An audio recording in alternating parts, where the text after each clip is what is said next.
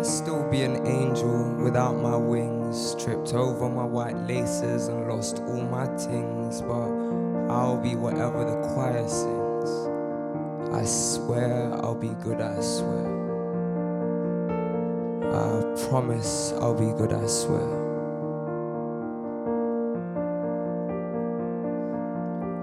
And can I still be an angel if I bust my halo? Are there snakes in the sky like there are in my payphone? I live in the grey zone, but the sunrise is pink. You only worry about the way, I only care about the link. Looped in a little luck, yeah, it's us.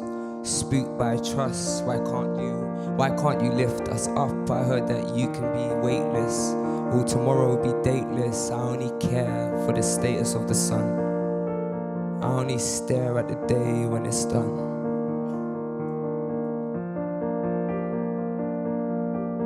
And can I still be an angel with dirt on my robe when my string bag is broke and I can't take off my coat? Cause I know what has probed by the wind when it blows. A rock and a North Face, yeah, I've been within those.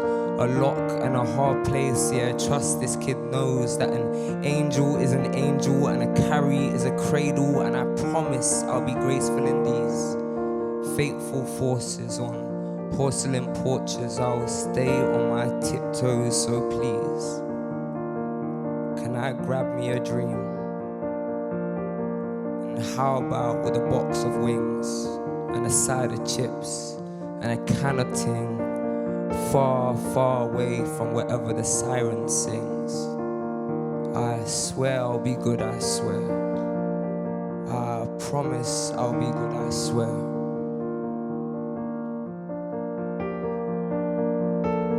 And can I still be an angel without my wings? Tripped over my white laces and lost all my things. Yeah, I'll be whatever the choir sings.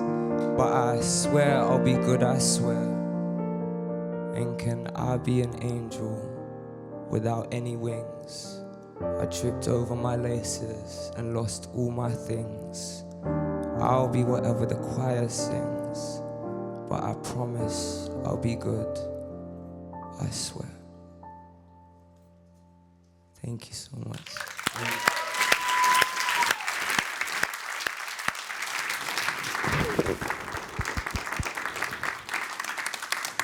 Welcome back to Oxfordshire for our fifth and final session of BoF Voices 2024. You've just met, Kai, let's walk over here because they're going to clear the stage. You've just met the inspiring spoken word poet, writer, model, and trans visibility activist, Kai Isaiah Jamal.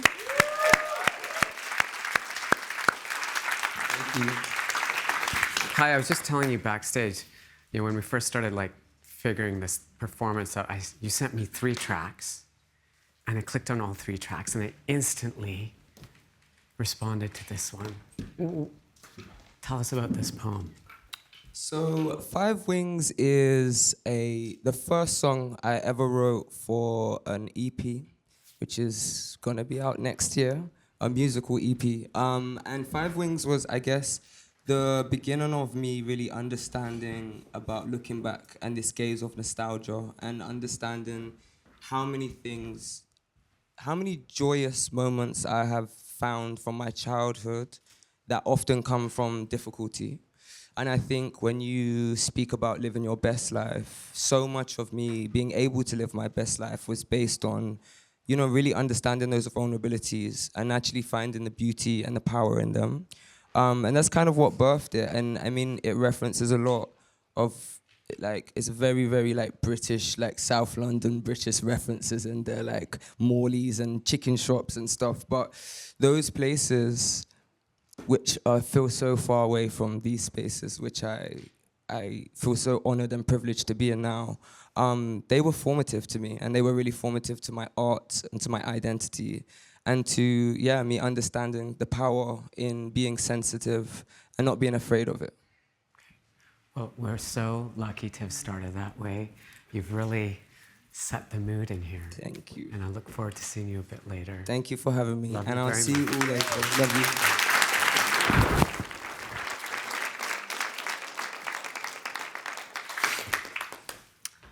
I came across a word on Adam Grant's Instagram the other day that made me pause.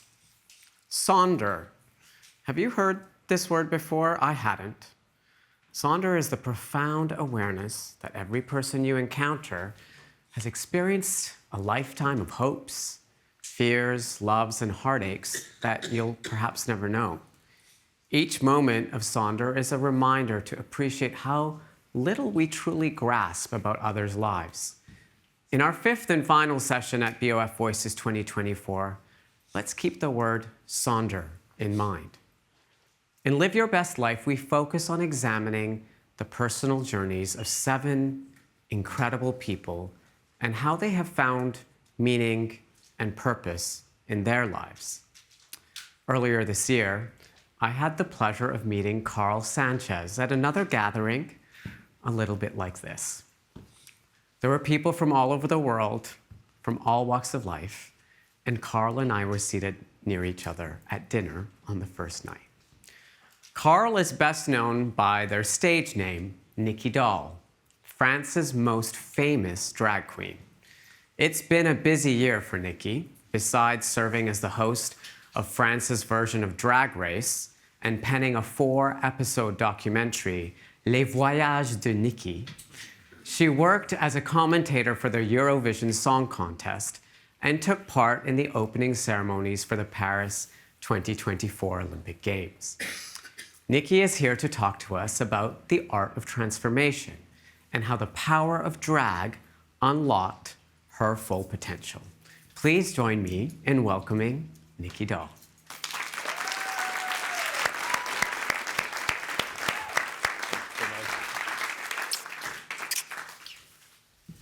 Ladies and gentlemen, good afternoon.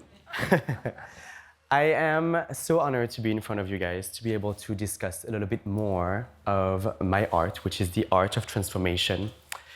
And I just want to make sure I don't see any of the text yet. It's coming. I'm so excited because I'm going to share my journey with you on how to be comfortable in my own skin. I'm extremely honored to be standing in front of you all because you are all, to me, trailblazers who inspire change and redefine beauty, which I think makes you the perfect audience for the topic I want to talk about, which is how the hell do I transform into her? And trust me, I know a thing or two about transforming because this is me, but this is also me. Yeah, and this is also me. Sorry, not this one. Yeah, right back. For those who don't know me, my name is Carl Sanchez, but I'm also known as Nikki Doll. I'm an artist, a singer, a TV host, and I happen to do it all as a drag queen. I perform gender for a living, and I've been doing it for a while. Now, let's rewind a little to when I was just Carl, growing up as a young boy in Marseille. As we can see, I was blessed with, this forehead. But we're gonna move on. But also with this beautiful, powerful, fiercely and stylish mom. A woman who right? Yes, she's gorgeous, I know. A woman who exuded elegance, who could wear a dress like it was made only for her. I think like most gay boys, my mom was my first style icon, and the person who taught me that clothes are so much more than fabric. They are a language, they're a way to reveal who we are, or sometimes become something entirely new. And let me tell you, I've now learned to speak that language fluently. However, growing up in Marseille, the Caribbean, and Morocco, I remember feeling out of place. It wasn't just the clothes, it was the whole package, the codes of masculinity, the rough and tough posturing, the boys will be boys attitude. I couldn't relate even if I tried. But we all know that I haven't tried that hard. I was drawn to grace, to style, to expressiveness. And most boys my age were obsessed with, what was it again? Kicking a ball with their foot into a net. Yeah, I thought that was the goal. I never understood. Meanwhile, I was more obsessed in transforming into Sailor Moon. Yeah. I just wanted to be fabulous. Doesn't that make more sense? Yes. At least to me, it did. From being sad and frustrated about not fitting in, that feeling of being out of place turned into rebellion. I was almost proud not to fit in. Why should I? I wanted to be beautiful, to be vibrant, to be striking and creative as the women I admired. That being said, I never felt like a woman. But I had this obsession and this need to express my femininity one way or another. I was also fed up with feeling any shame because men before me decided that some things were feminine or masculine. Could I not just be a man with a feminine side and interests? Well, yes, in my life, I sure will. After all, these aren't fundamental truths like you need water to be alive. These are societal decisions imposed upon us. And while I was too young to have the balls, to fully embrace that side of me, especially living in Morocco, a country where it was against the law to be gay, I found outlets to channel my rebellion, pushing boundaries and escaping into a fantasy world free of conventional gender norms. I listened to Linkin Park and Evanescence, and I adopted a gender-bending emo style. And I was drawn to video games from Japan. I was also drawn to cartoons from Japan and haute couture from, well, France. What did you expect? Of course. Thierry Mugler was my absolute icon. And by this point, the seeds of questioning societal gender norms were firmly planted in my head. Soon after moving back to France, picture it, Paris Pride 2010, I faced my fears and embraced this blend of men and women that made me what I am, a human. I decided to finally transform into this perfect being, a drag queen. I was me and so much more, and I have never felt more like myself. Of course, none of this was easy. It wasn't like I just woke up one day in heels and a wig and strutted out the door and said, I found myself. It was not that, almost, but not that. It was years of exploration, self-doubt, and sometimes real fear. My friends and family weren't fully understanding why I was making my life more complicated. This wasn't safe to be exposed this much. And mind you, sometimes these comments would come from masculine men within the gay community that would say that I was wasting my male potential. Look at that now. One thing about me is that none of what you say matters unless I give a fuck. So I always lived my life to the rhythm of my own drum. But little by little, as I experimented and tried on all these layers, realized that something fascinating was happening to me. By dressing up as a woman, I was discovering who I was as a man. And I was finding myself by exploring the part of me I'd been told to reject. By putting on this superhero attire, I was able to express my femininity, my creativity, and my fearlessness. Because Nikki was to Carl what Superman was to Clark Kent. But most importantly, this also allowed Carl to be more confident, at peace, and fully embrace who he was as a man. And I know it may seem counterintuitive to some, but isn't it a beautiful middle finger to society to know that I grew from a boy to a man by dressing up as a woman? Food for thought. And to show you how quickly I transformed from this to her, let's just look at it together. Yeah. This is fully a lie. It takes me 3 hours. Thank you, thank you, thank you. It definitely takes 3.5 hours and a good filter on FaceApp if you buy the app, but we all get there on Instagram. Thank you. Drag became my art. It was no longer just an escape. It was a declaration. I could be as fierce, as fabulous, as funny, and as bold as I wanted.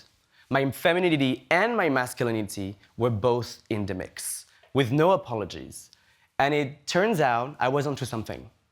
I went from the Carl who didn't fit in to the Carl who everyone was watching.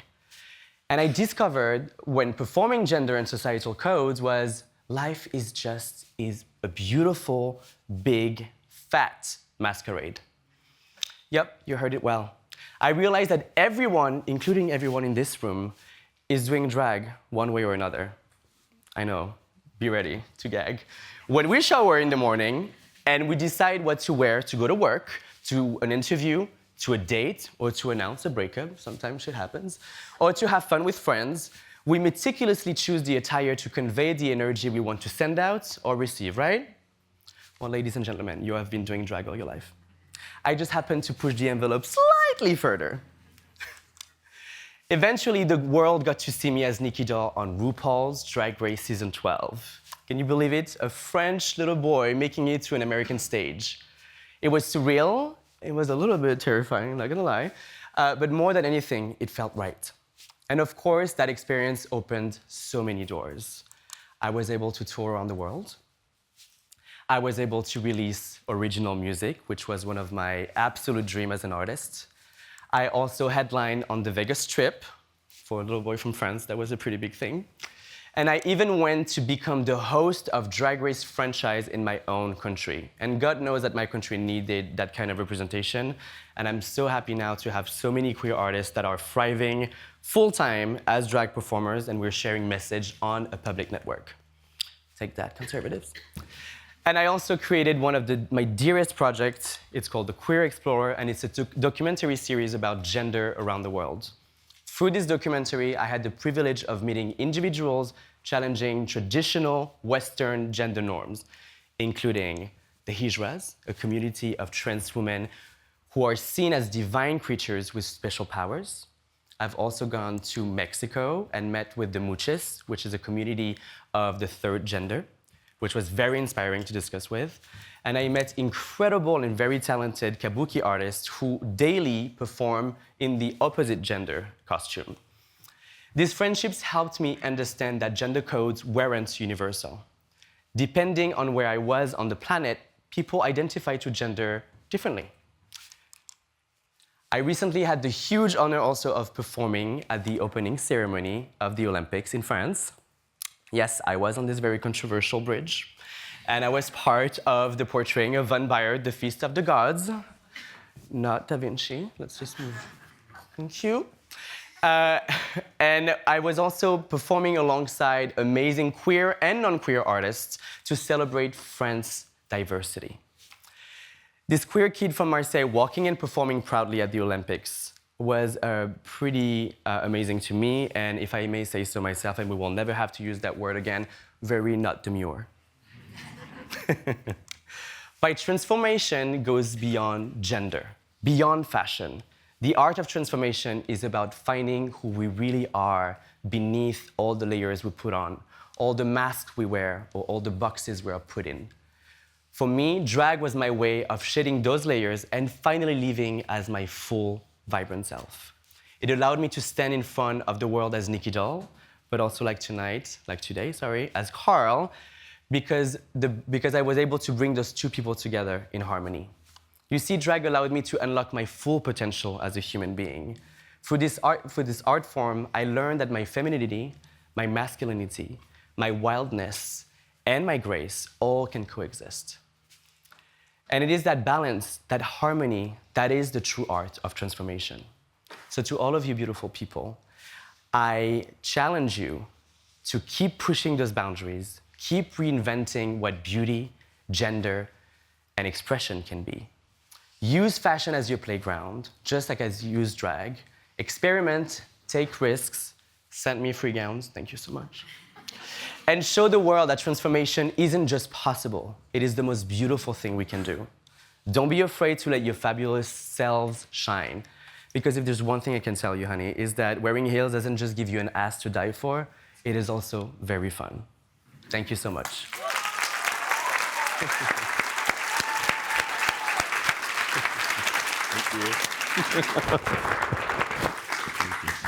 Okay, one little secret I'm going to let you in on. Mm-hmm. Who wants to meet Nicky Doll? Tonight at the gala, Nicky will be performing for us, and it's going to be a very special experience. I'm excited, and I love to take shots of vodka. Thank you so much.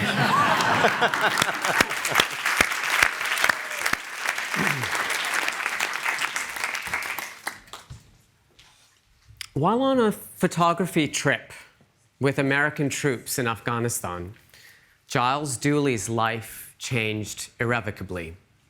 When he was on patrol with the 75th Cavalry Regiment, he stepped on an explosive device, changing his life forever. What happened next is another story of transformation, bringing a change of perspective, a change of process, and most importantly, a change of purpose.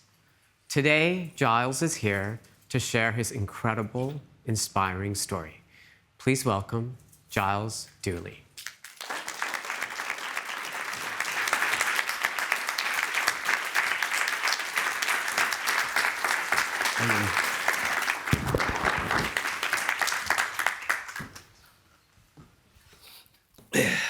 Squeeze in. I've been on the road for 4.5 months and I'm losing my voice, so hopefully we can hold out for another 15 minutes. It's interesting to be here to talk about war in a room which is connected to fashion. But actually, the two worlds are my two worlds. I'm going to tell a few stories. There's a lot I could tell. And I'm going to talk about creativity and the power of creativity to create change. I'm going to talk about resilience, and I'm going to talk about love. But my story starts when I was 18 years old. I'd gone to America on a sports scholarship. I was the world's worst boxer.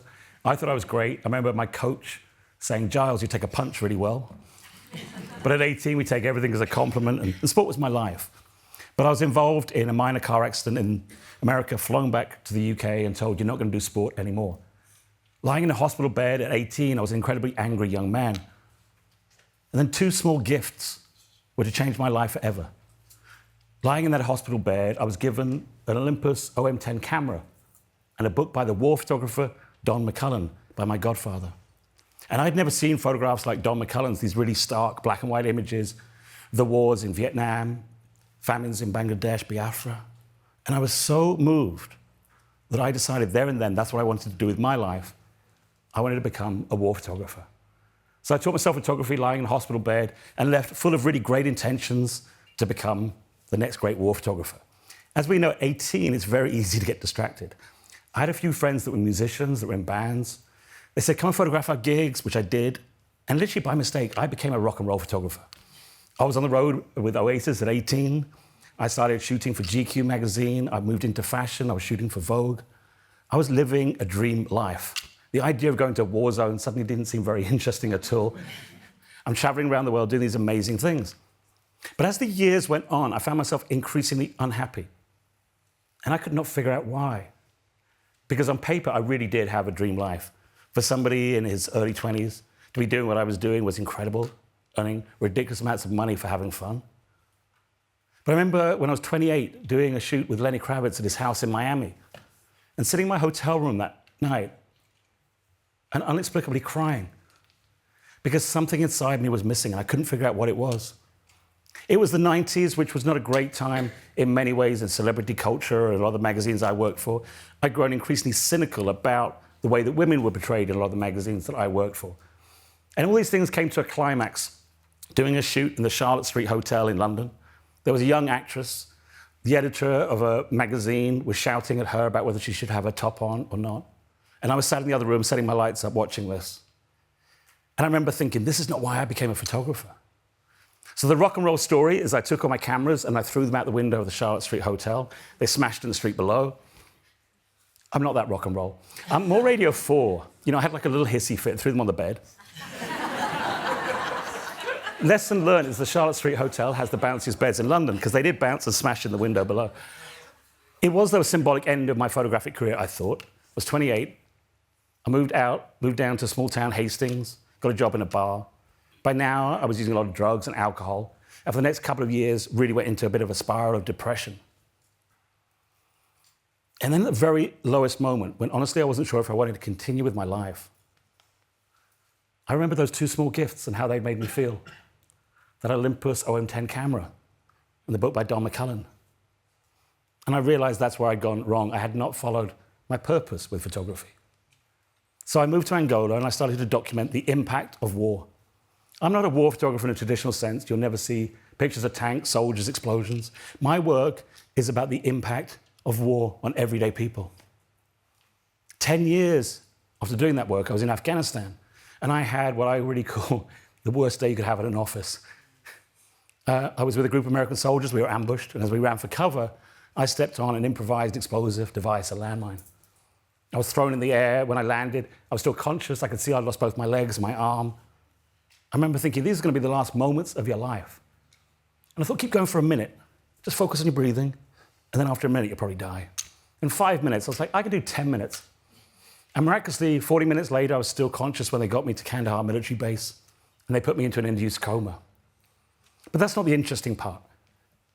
The interesting part, what relates to everybody in this room, is what happened next. I want you to imagine this for a moment. When I woke up 3 days later from this induced coma, I had no idea which country I was in. I knew what had happened to me, but I was in an intensive care unit, which means the lights are on full, there's no windows, no clocks, people rushing around, there's bleeps going off. I did what any of us would want to do. I tried to scream, but no sound came out. I soon realized I had a tube into my throat, into my mouth, into my nose. So I went to raise my hand, but it was broken in a plaster cast and strapped to the bed. I tried to sit up and couldn't move.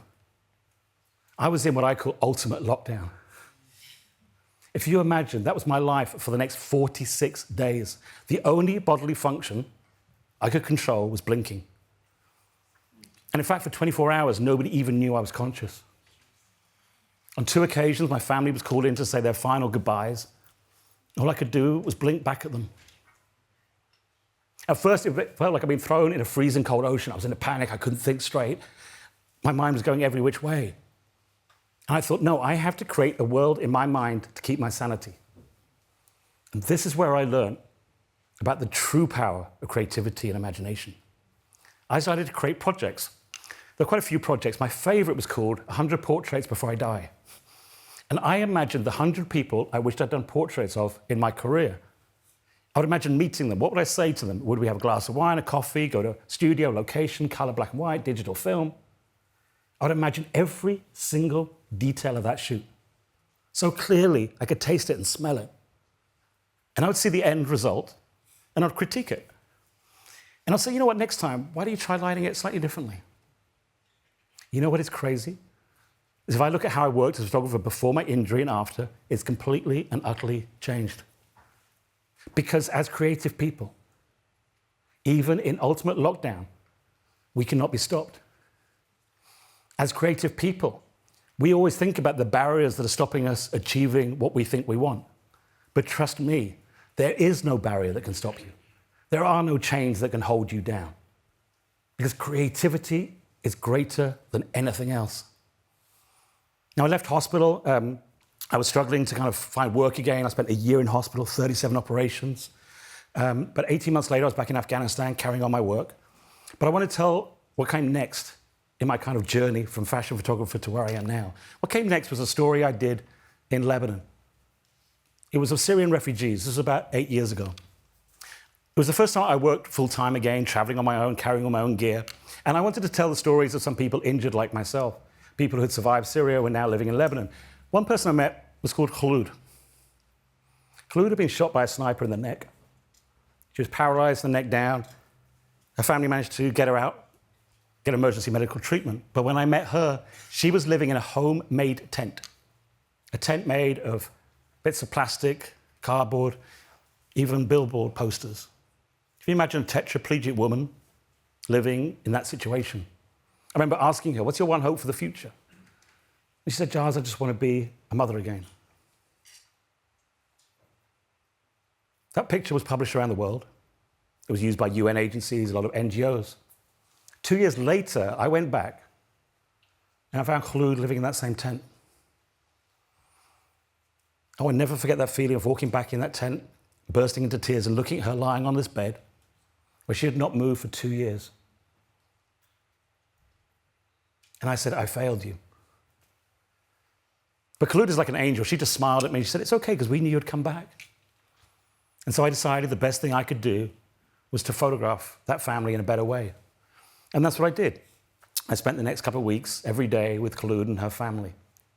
I'm not sharing the photographs today. You can find them online, but I wanted to focus on the story today away from the images.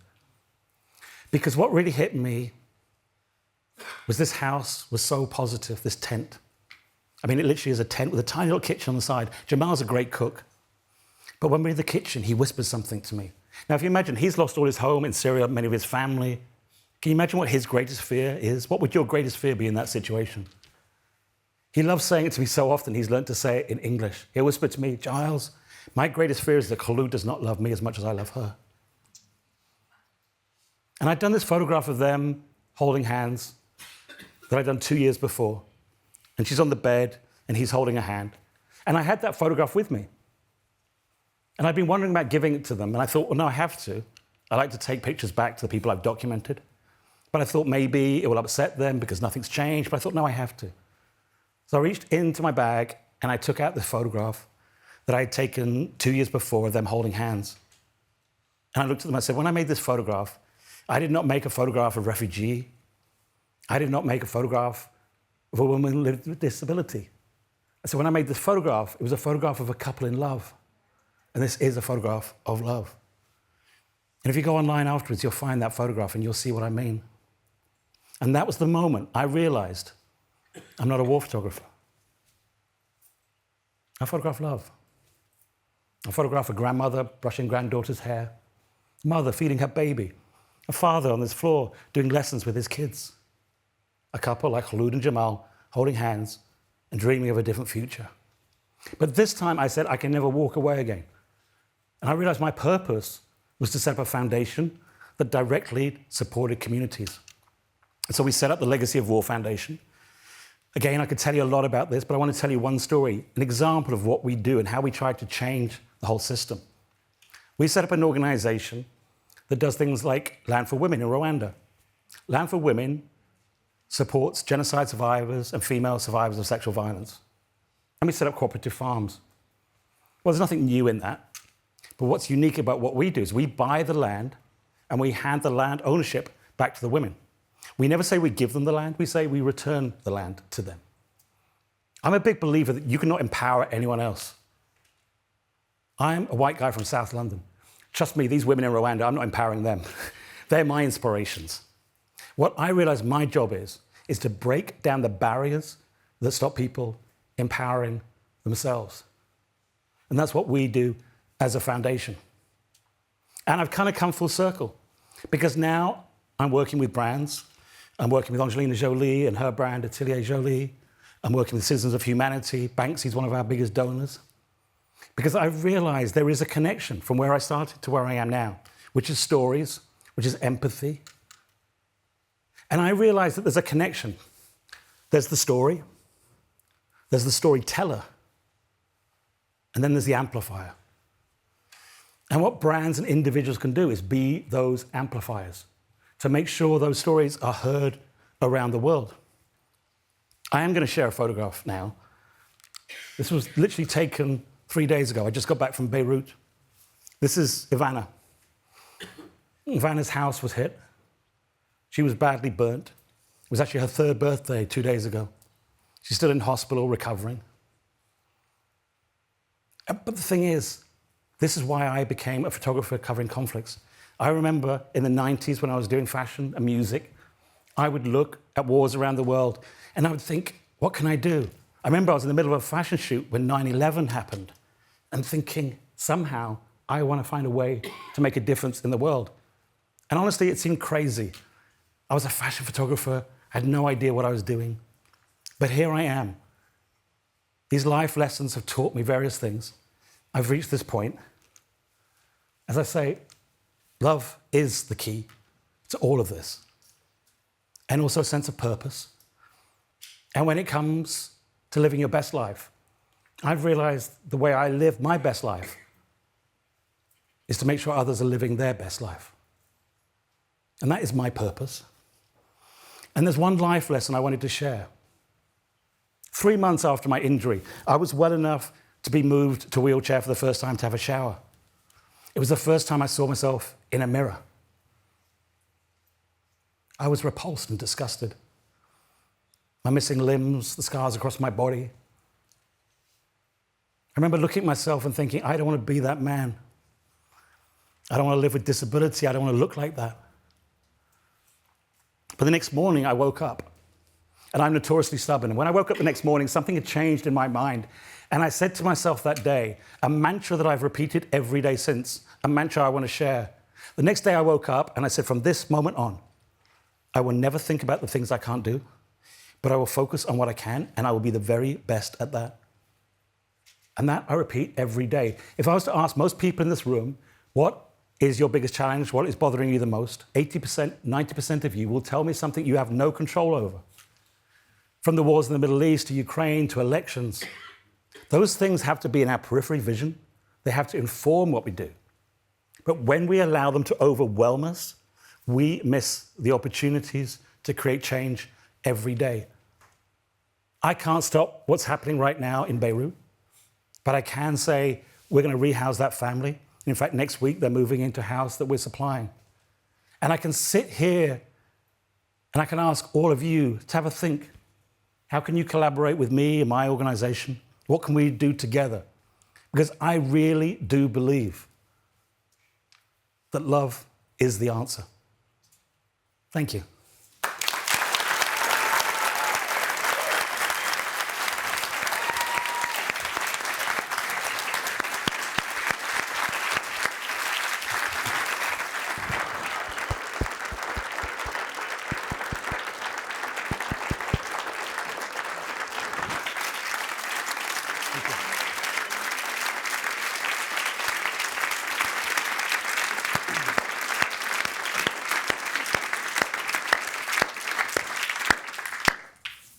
Thank you, Giles.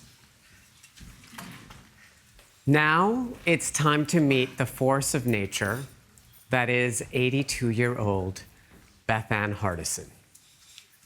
Bethann is a former model, agent, and advocate who has been agitating for a more inclusive fashion industry for more than half a century. Bethann took part in the historic runway show known as the Battle of Versailles, held on November 28, 1973 in the Palace of Versailles. The event pitted French designers Yves Saint Laurent, Pierre Cardin, Emmanuel Ungaro, Marc Bohan, and Hubert de Givenchy against American designers Oscar de la Renta, Stephen Burrows, Halston, Bill Blass, and Anne Klein. The Americans stole the show, in part because they used 10 black models to showcase their designs.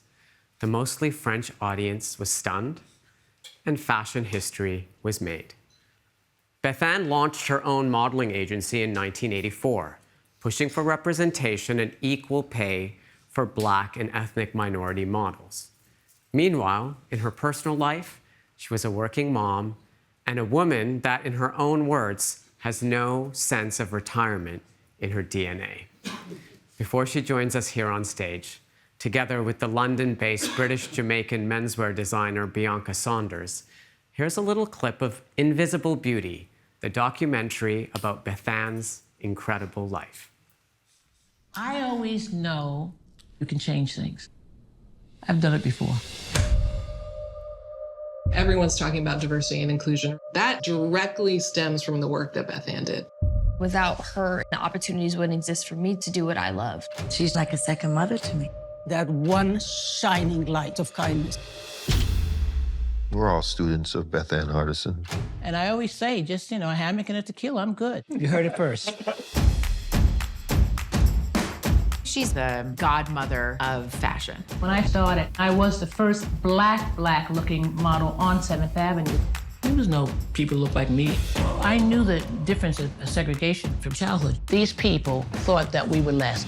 I let them know we are here. She realized she was the message. She represents this power. A lot of designers did not use models of color. No blacks, no ethnics. You don't know what it's like to be invisible. Where are the Black girls? I started the Black Girls Coalition. She moved our glamour and our good looks into the arena of activism. She's a game changer. She sacrificed a lot. My mother has enough ambition for the whole world. It's really hard as a single mom. I was scared to fail. She wants us to win more than anything. It gets a little challenging at times. But that's gonna be part of your great story. I don't know who I think I am, but I do be trying. We want to provoke conversation. We want to provoke ideas. I'm not here to put anyone down. I'm here to bring everybody up. Beth Ann was able to unify us. She has changed the way beauty is defined. But I still want to do more things. Keep your head up. There are a lot of young people out there who really have something to say. And they come along like a tsunami. They come along as a wave. The game's not over. Once you meet this person, it's going to change your life, Let's shake it up. whether you like it or not. Keep your head up.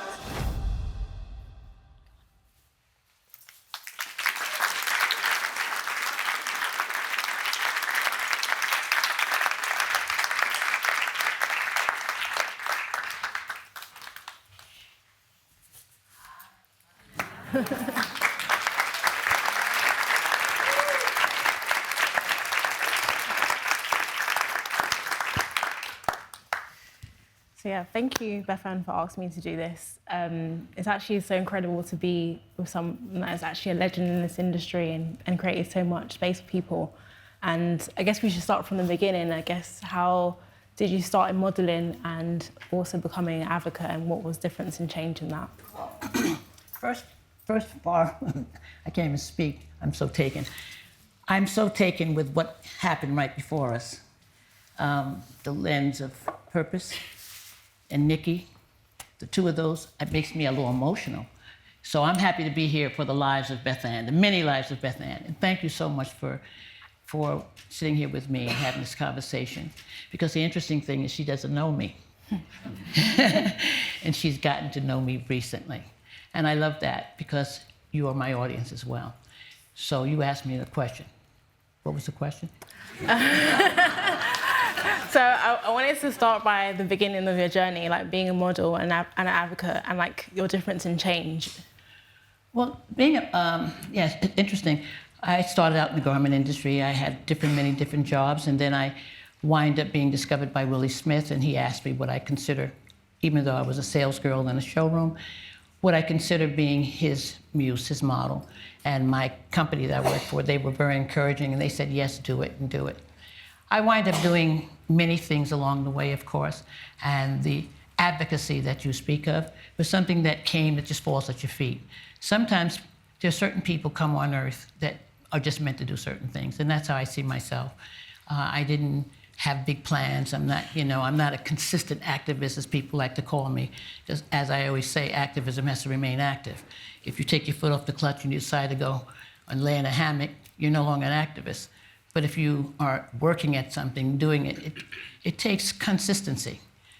The thing I'll always remain is an advocate of injustice or, not supporting those who are lesser.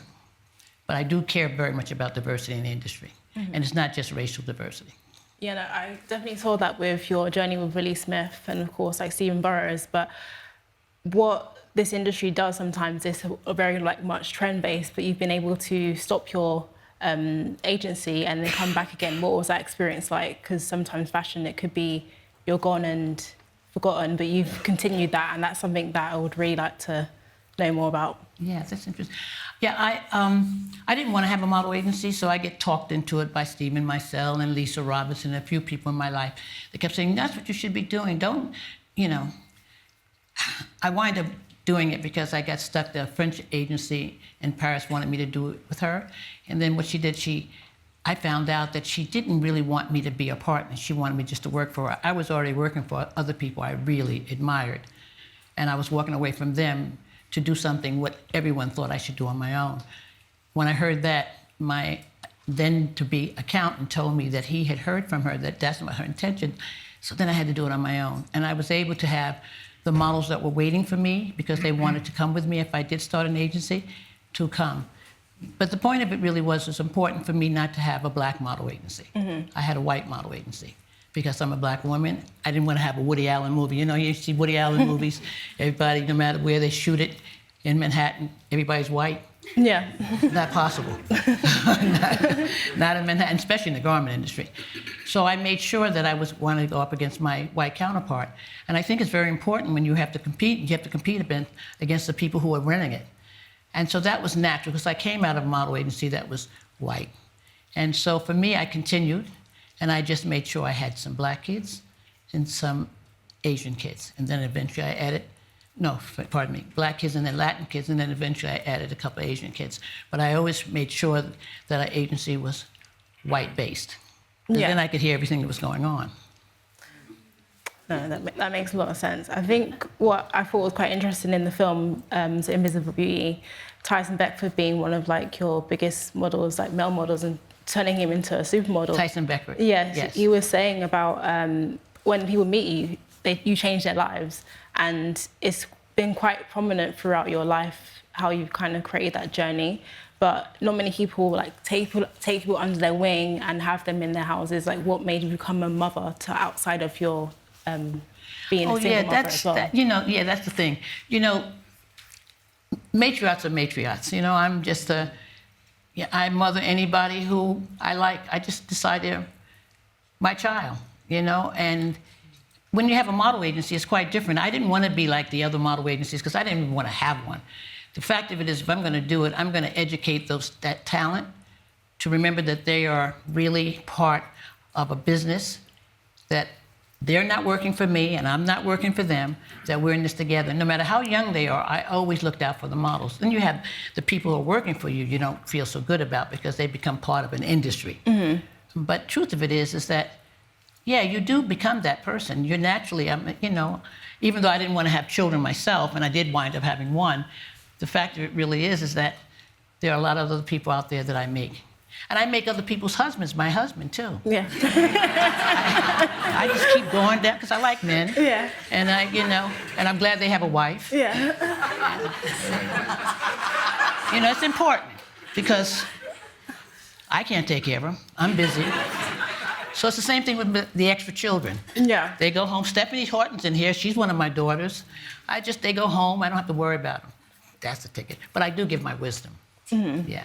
And that's been quite balanced with your son as well, too. It would be good to speak a bit more about him, because I think he's... My son? Yeah, definitely, because there was a point where you were talking about, like, you're scared to fail, and I was wondering about that. Where did that come from? Was it because of the fashion industry, or... Oh, yeah.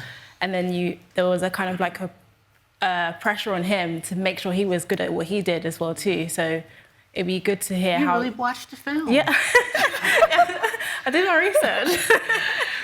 Yeah, that's very true. No, the whole thing about being scared to fail is I had my son at a young age, and my father was a very important man. He was an imam, but a cool imam out of Brooklyn. He influenced a lot of people, Malcolm X, a lot of people, Elijah Muhammad, he was very important in Brooklyn at that time, because at that time there wasn't a lot of Muslims like there are now in the community. And when I left him, my father was so upset because I left him not coming back home at around 18, and thereafter I got pregnant, I just knew that this man was going to think, I'm never going to come back around the mountain, never get there. And the most important thing for me was I had this child, but I couldn't fail. I just had to make sure whatever I did, I succeeded in anything I did. So when Kadeem came to live with me after I let him live with my mother for a while, that was the mission, I'll make sure I pay the rent, and you make sure you do your schoolwork. And I sent him to, to an acting school because I thought he could act. And I just would say, I can't fail. Because I had that pressure of thinking that my father, would be looking at me like, see, I knew she wouldn't make it. Mm. You have to think that way. And I knew I could, I think, but that was pretty much it. My son, basically, he was a really good, easy kid to raise, really. He was so easy, but I was strict as shit. Mm. Yeah. It worked, so. Yeah. Couldn't afford to fail. That was my whole motto, yeah. Do you, do you ever think about failure now, or is it never? Yeah, I do. Fear is a very interesting word.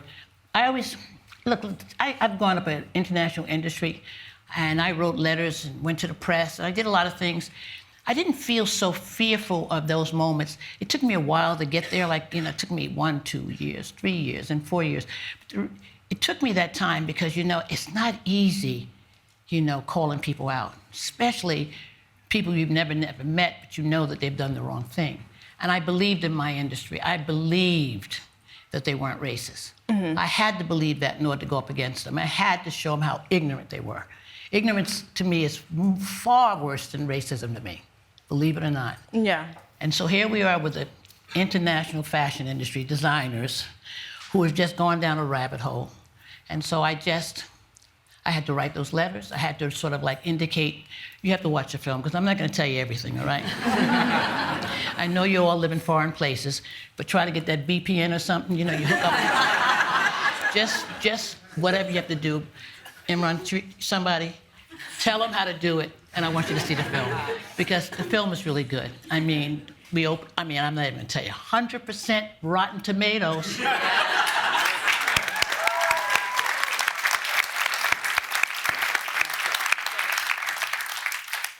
Okay, so my point of it is that I could do those kind of things where I can go up.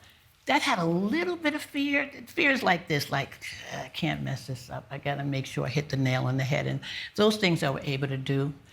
And you come back and you watch the results be immediate. Then you know you did the right thing.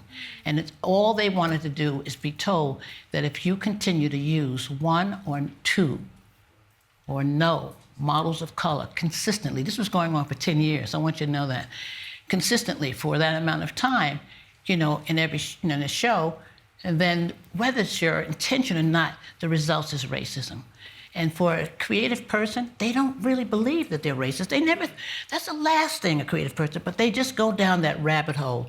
You know, designers just follow the yellow brick road, and the next thing, Mutual Product did it, and then the next thing, you just keep going. That wasn't fear. I didn't have a lot of fear about that because I believed I could make a success. I knew that I would win. Where I have fears is things like when now I want to do a one-woman show. That's fearful. Who do I think I am? But I'm funny. Yeah, sure. So I could do that. But that has a little fear. And then I guess, because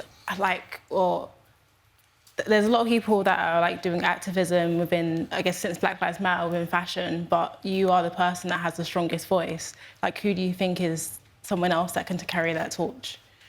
About trying to change things in general, or any kind of activism, or because there's all kinds now. Yeah. You know, now race is like we're holding good for the moment. Mm-hmm.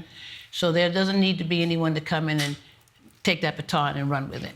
I think mostly because like in the beginning of your journey, you started like the Black Girl Coalition, and then like of course like years later, 2007, there was like, you know, no black women or black models to be seen. And then again, we had Black Lives Matter, which was giving opportunity for black designers and also black people in the industry to kind of have a place.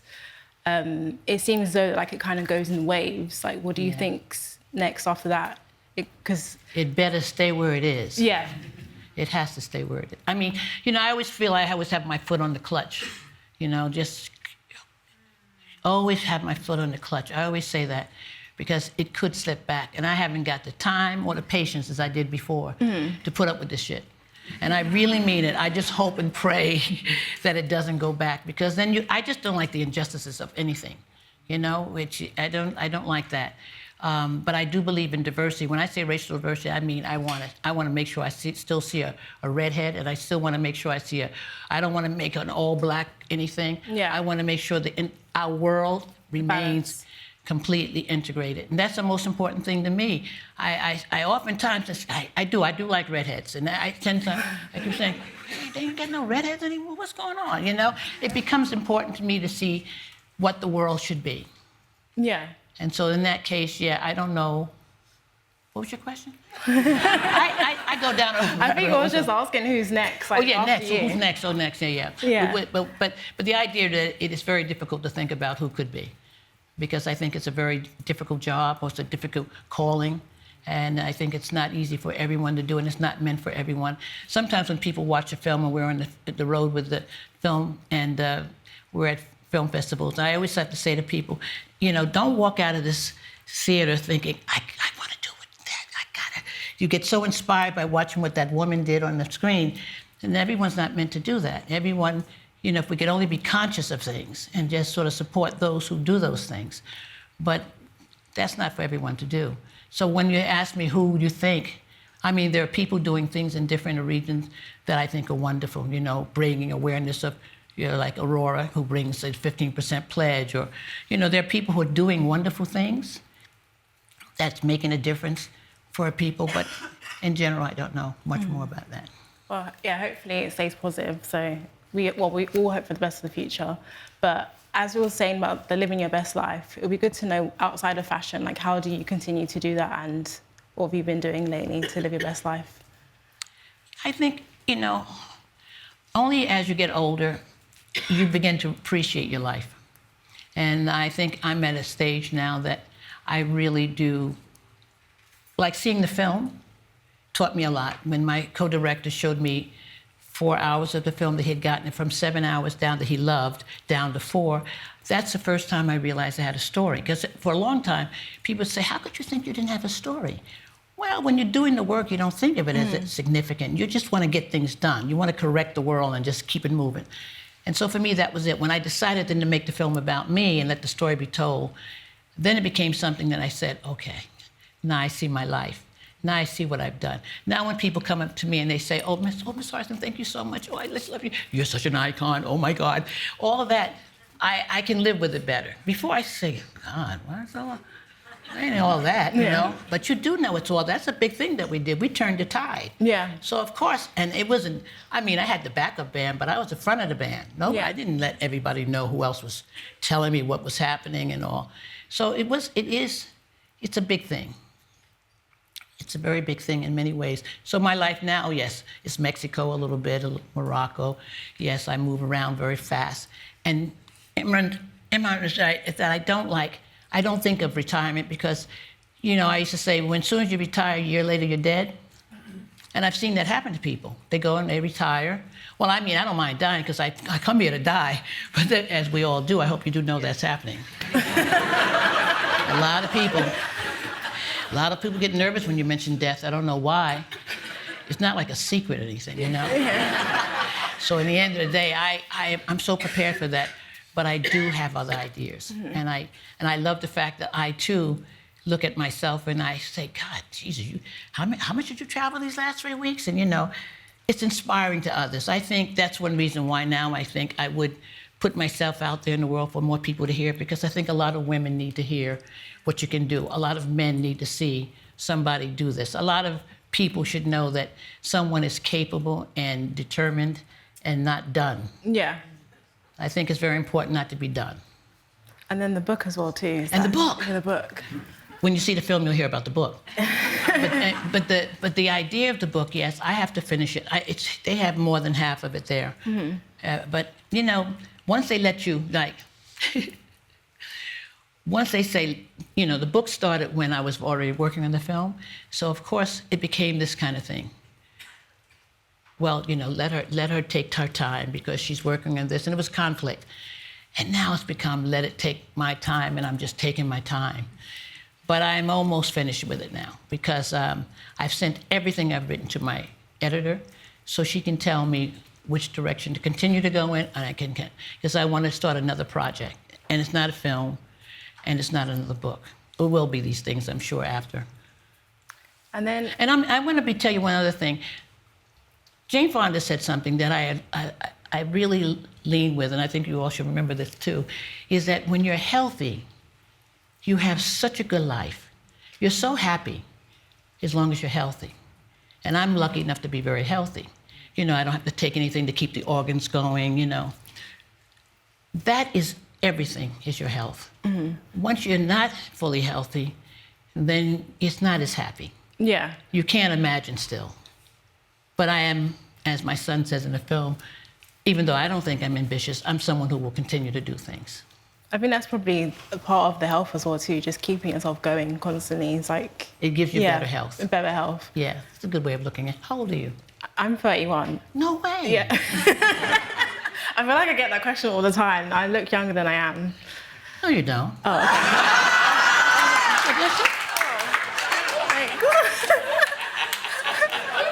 How old did you think I was? Well, I didn't think you were 40. Oh, but okay. I mean, she looks. No, come on. Don't you dare laugh. Yeah. No, I mean, 31, look, she looks 31. Oh, thanks. I mean, when people say, you know, like, oh, this is the thing that kills me. People see people like they're like 60, and they say, oh my God, you look so good for 60. And I always say, well, what does people 60 supposed to look like? Yeah. This is what 31 should look like. Okay, thanks. Yeah. I mean, if you said, I'm I'm corrected. 28, I would say, oh, okay, that's good, that's nice. But 31 you look like, okay, good. Okay, that's good then. I just want to get that clear.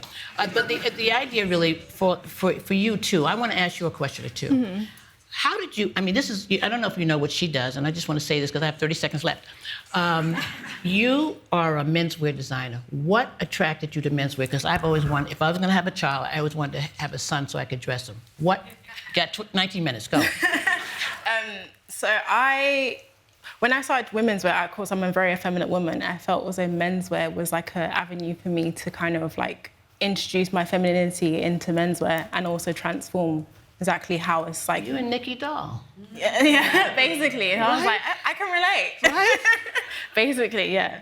So you started out in women? Yeah, I started at women's, and then I had a really good tutor, and he was like, you should do menswear. And then I feel like when you find a good mentor, like you believe everything they say. Like, and your menswear is actually, was a hit. Yeah, well, it's won me awards, so yeah. Yeah.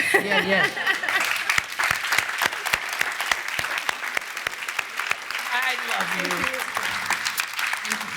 First and foremost, thank you for letting me have her here with me, because you are good. Oh, thanks. You were really good. Thank you, Emma. Hey. Thank you. No, that was nice. Great. Thank you so much. Oh, wow. Yeah.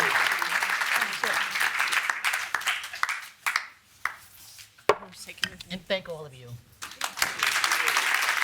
Oh, my baby boy. Once again, we did it good. Thank you. Thank you so much. Thank you.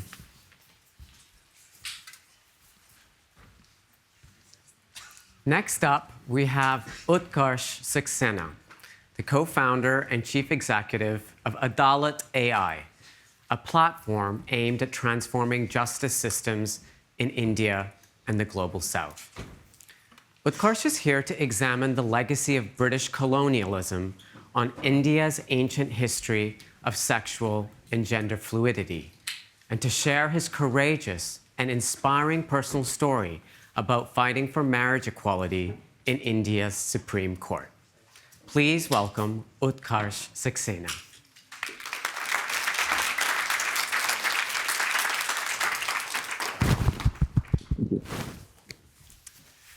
All right. Hi, everyone. This talk is going to be about love and about queer love, but with a little bit of a Desi South Asian twist to it. And with all Desi stories, it starts with a little bit of tragedy, right? I discovered in my early teenage years that I was queer. This was in Delhi in the 90s. It was a criminal offense to be queer. And my circumstances obviously made it a little bit more challenging because I was born in a military family, which was a very hyper-masculine environment. I went to an all-boys school. It's like my parents didn't even give me a chance.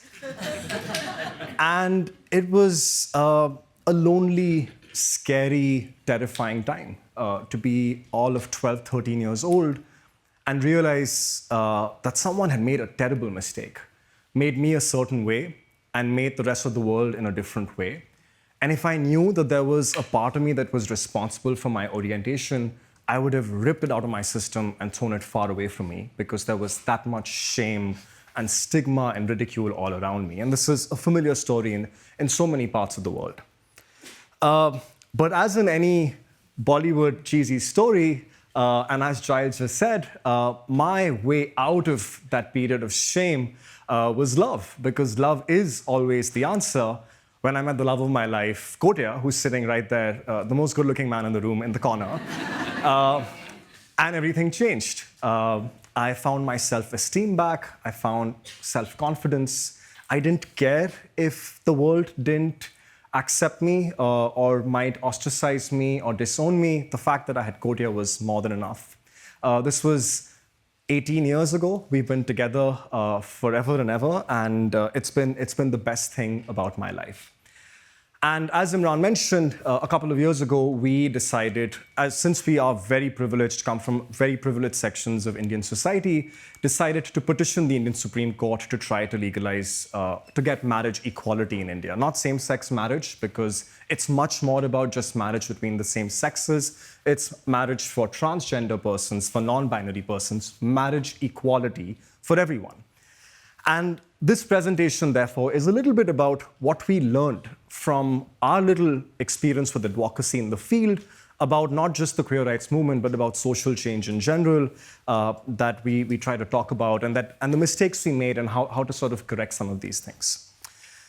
The first is grounding any attempt to change in the roots of the community where you want to have these conversations. Because as a lawyer, I'm trained to talk about fundamental rights, universal human rights, not realizing that that language actually sounds very westernized and actually is fuel to our opponents, because the easiest way to delegitimize the queer rights movement is to say, this is a Western corruption, this is a foreign import that's going to destabilize our society and our civilization. And also, why do that when our history is so replete with numerous instances, experiences of queer love? You go to temples in India, and the walls of these temples around the sanctum sanctorum are adorned with statues depicting queer love, whether it's transgender love or same-sex love. These are sculptures from the Khajuraho temple, and you can let your imagination run wild. Think of orgies, oral sex, whatever you want to think about, and I promise you it's captured on the wall of an ancient temple somewhere in India. You've obviously heard of the Kama Sutra, a text, a religious text, which tells a Hindu how to lead a good life, and one of its primary objectives is the achievement of desire. Pre-colonized society, India was actually not suspicious of desire. It was a central tenet of a full and complete life, which is why you had texts that described all these positions to you so that you achieved a fuller life. And again, the Kama Sutra is full of references of queer love. There are Sufi sites across the country. Many of these are now pilgrimage sites for members of the queer community, where Sufi saints who were madly in love with each other, who wrote poetry about their love and devotion to each other, which ironically now are sung by actors and actresses in Bollywood movies in very straight relationships, not realizing that their foundations actually came from very queer settings. I was going through my notes this morning and actually found a couplet that I really want to read because it's unbelievable. This was written in, say, the 12th or 13th century. This is Amir Khusro writing to Nizamuddin Aulia. My blossoming youth is red with passion. How can I spend this time alone without you? Will someone please persuade Nizamuddin Aulia? For the more I coax him, the more he acts coy. I will break my bangles and throw them on my bed. I will set fire to this bodice of mine. The empty bed frightens me, and the fire of separation scorches me. And then a little later, he cheekily says, well, if he's not available, there is his brother. Mir, are there any restrictions in love? This idea of unbridled, unrestricted love in texts and scriptures and poetry speaking to us from medieval India, way before pride parades and LGBTQ activism. But what happened? I was born in this country, and my identity was a criminal offense. The identity of transgender persons was a criminal offense. An ancient community in India that's been, in fact, fighting the fight for equality in independent India, first and foremost out in the streets before anybody else in the world. Before the acronyms, before the pride parades, there was the transgender community out on the streets, and we are standing on their shoulders, the shoulders of giants in the space who've been fighting thanklessly for our equality and for our rights. And the reason why all these beautiful, rich, ancient traditions were broken was because of colonization. When the officers of the East India Company arrived on the shores of India, they were absolutely horrified by what they saw. This open profusion of desire and display of eroticism and sexuality was at odds with their ethos. And so they passed a series of laws that targeted and broke down these traditions. The most notorious and the most infamous one, of course, is Section 377. And I can see many of you nodding in the audience because this single section and the exact same language of this section was exported from the Indian penal law to multiple countries around the world: Pakistan, Sri Lanka, Bangladesh, Myanmar, Singapore, Trinidad and Tobago, wherever you look, because that British code was exported around the world to break deliberately, by design, indigenous traditions of open and inclusive sexuality. I was called for an interview on a British television show, and I said some of these things that are pretty mundane facts for us. And I went home, I was jet lagged, and my phone exploded with angry messages from conservatives in the UK saying, "Get over blaming British colonization. Don't blame us for all your problems. You've been free for 75 years. We have nothing to do with this. We've moved on."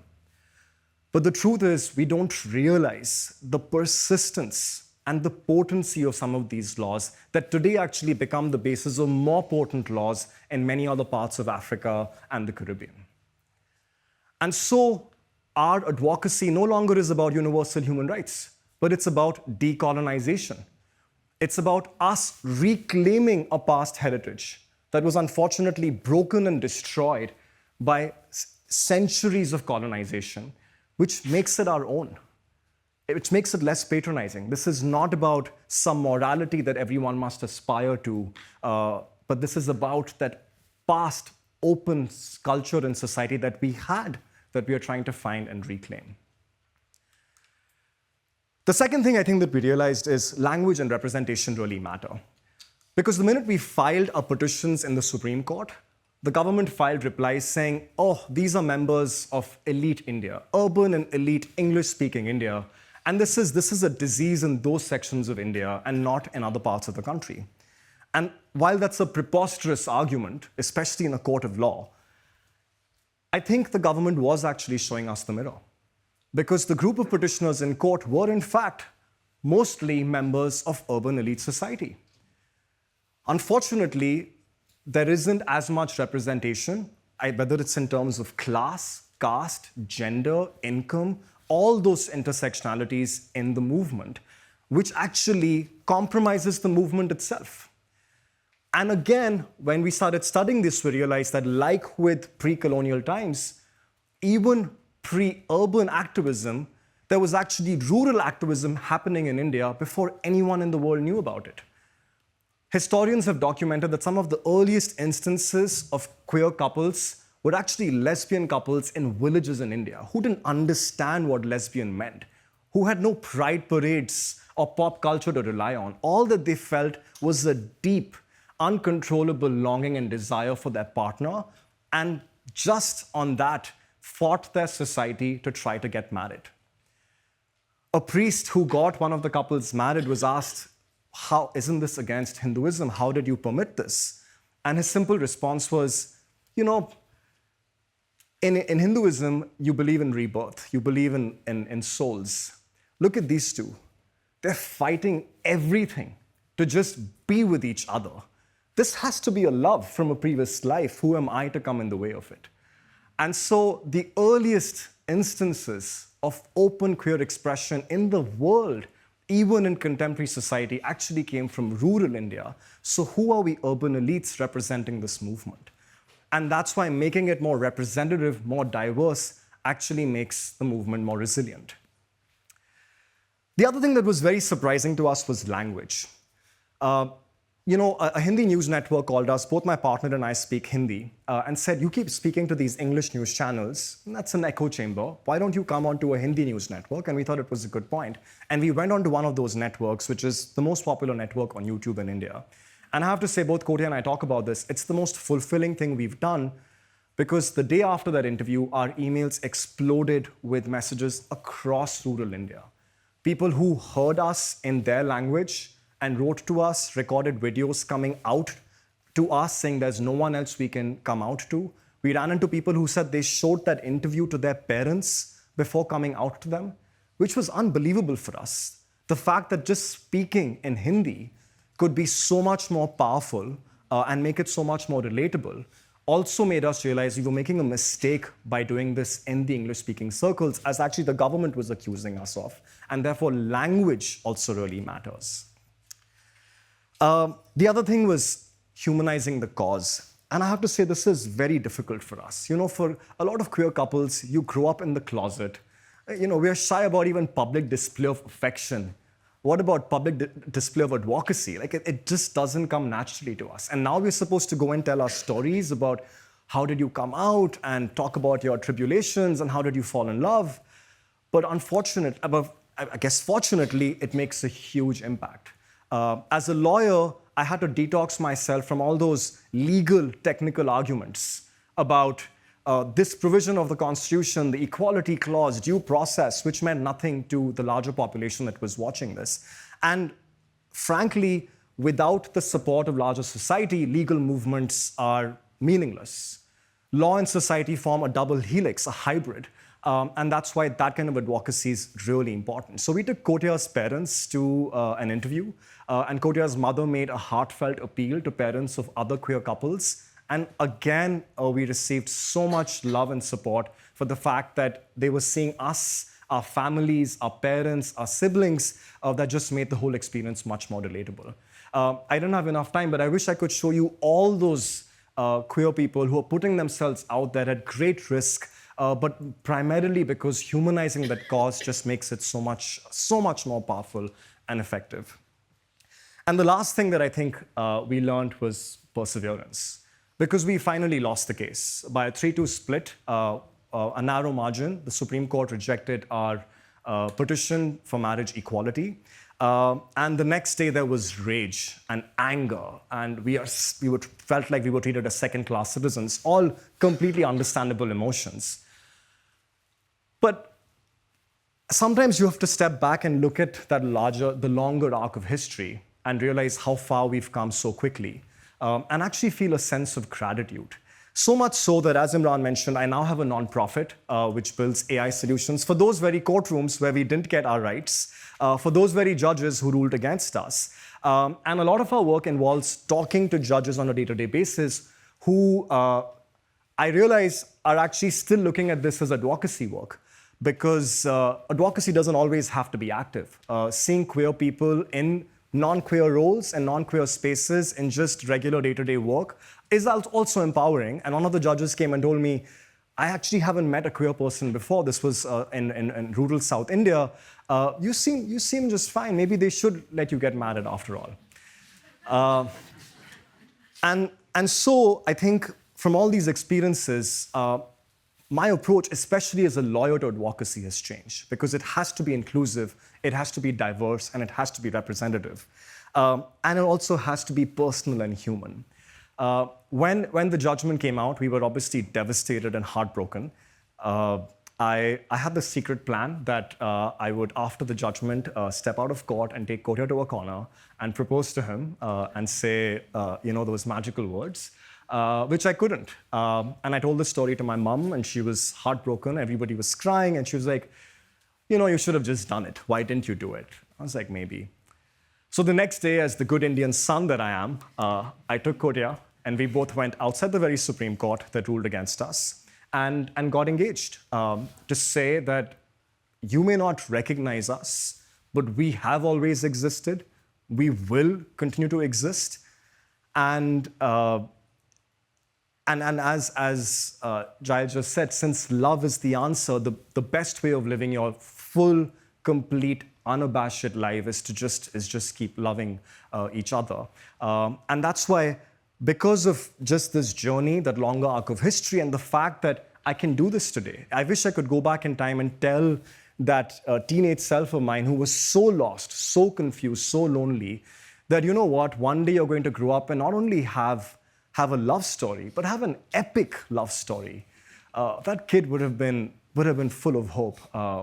And that's why I remain foolishly optimistic about the future of queer rights and the future of our world.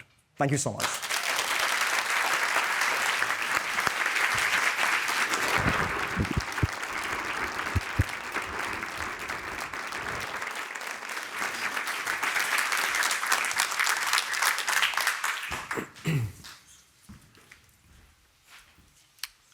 So many of us now live in an infinite scroll. But this year, one couple has drawn more interest than any other. I first met Lucky Blue Smith when he was modeling around the age of 16. Around the shows in Paris and even outside his hotel, hundreds of girls would show up with their camera phones looking to capture the special moment. It's something we've become used to at Fashion Week, with brands stacking their shows with young celebrities, but back then, it was a genuinely new thing. A few years later, Lucky met Nara, and the rest is social media history. Nara's viral videos of her making things from scratch for their young family of 3 children, dressed often in high fashion, have captivated tens, maybe hundreds of millions of people, and garnered interest from some of the world's biggest fashion brands who want to connect with her and her following. Over the past year, the young couple has found themselves in the glare of the social media spotlight. The content they create together has been both lauded and criticized. Both of them have now had their viral moment, and Lucky is now experiencing it for the second time as an adult. Before they join me on stage, let's have a quick look at what Lucky and Nara do.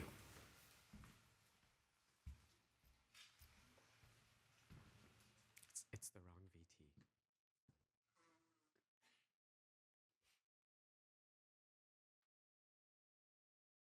I'm Nara Aziza Smith. I'm Lucky Blue Smith.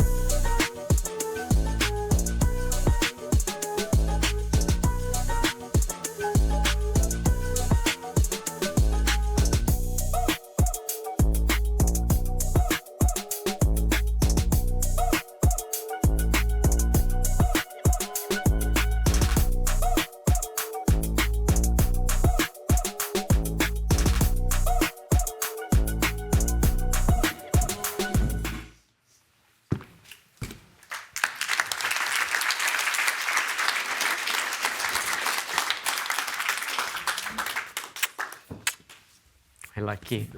Oh, I know. How are you? I'm good. How are you? Good. I'm Yeah? excited to be here. Hi, guys. Hello. We're so excited to have you. I want to start with you, Lucky. Let's do it. I showed you that picture the other day when we first met. I think you were 16. Yeah, 16. I was so young. We were both so young. We were both so young. We both looked like babies. I almost put that picture on screen, but then I thought it would be embarrassing. Yeah, thank you. Thank you. But what was going on with you at the time? Like, how did you end up doing what you did at that time at the age of 15? And how did it, we call this going viral. Like, how did it feel going through all of that at the age of 15, 16? Yeah, it's very interesting. I mean, I definitely I never wanted to be a model or be in the spotlight at all, to be honest with you. To make a long story short, my family, my oldest sister got scouted by an agency, and the other agent, I think I was like 10 at the time, I was with them when she got scouted, and he turned to me and said, he was like, I want to see you when you're older. And I honestly thought that was so bizarre.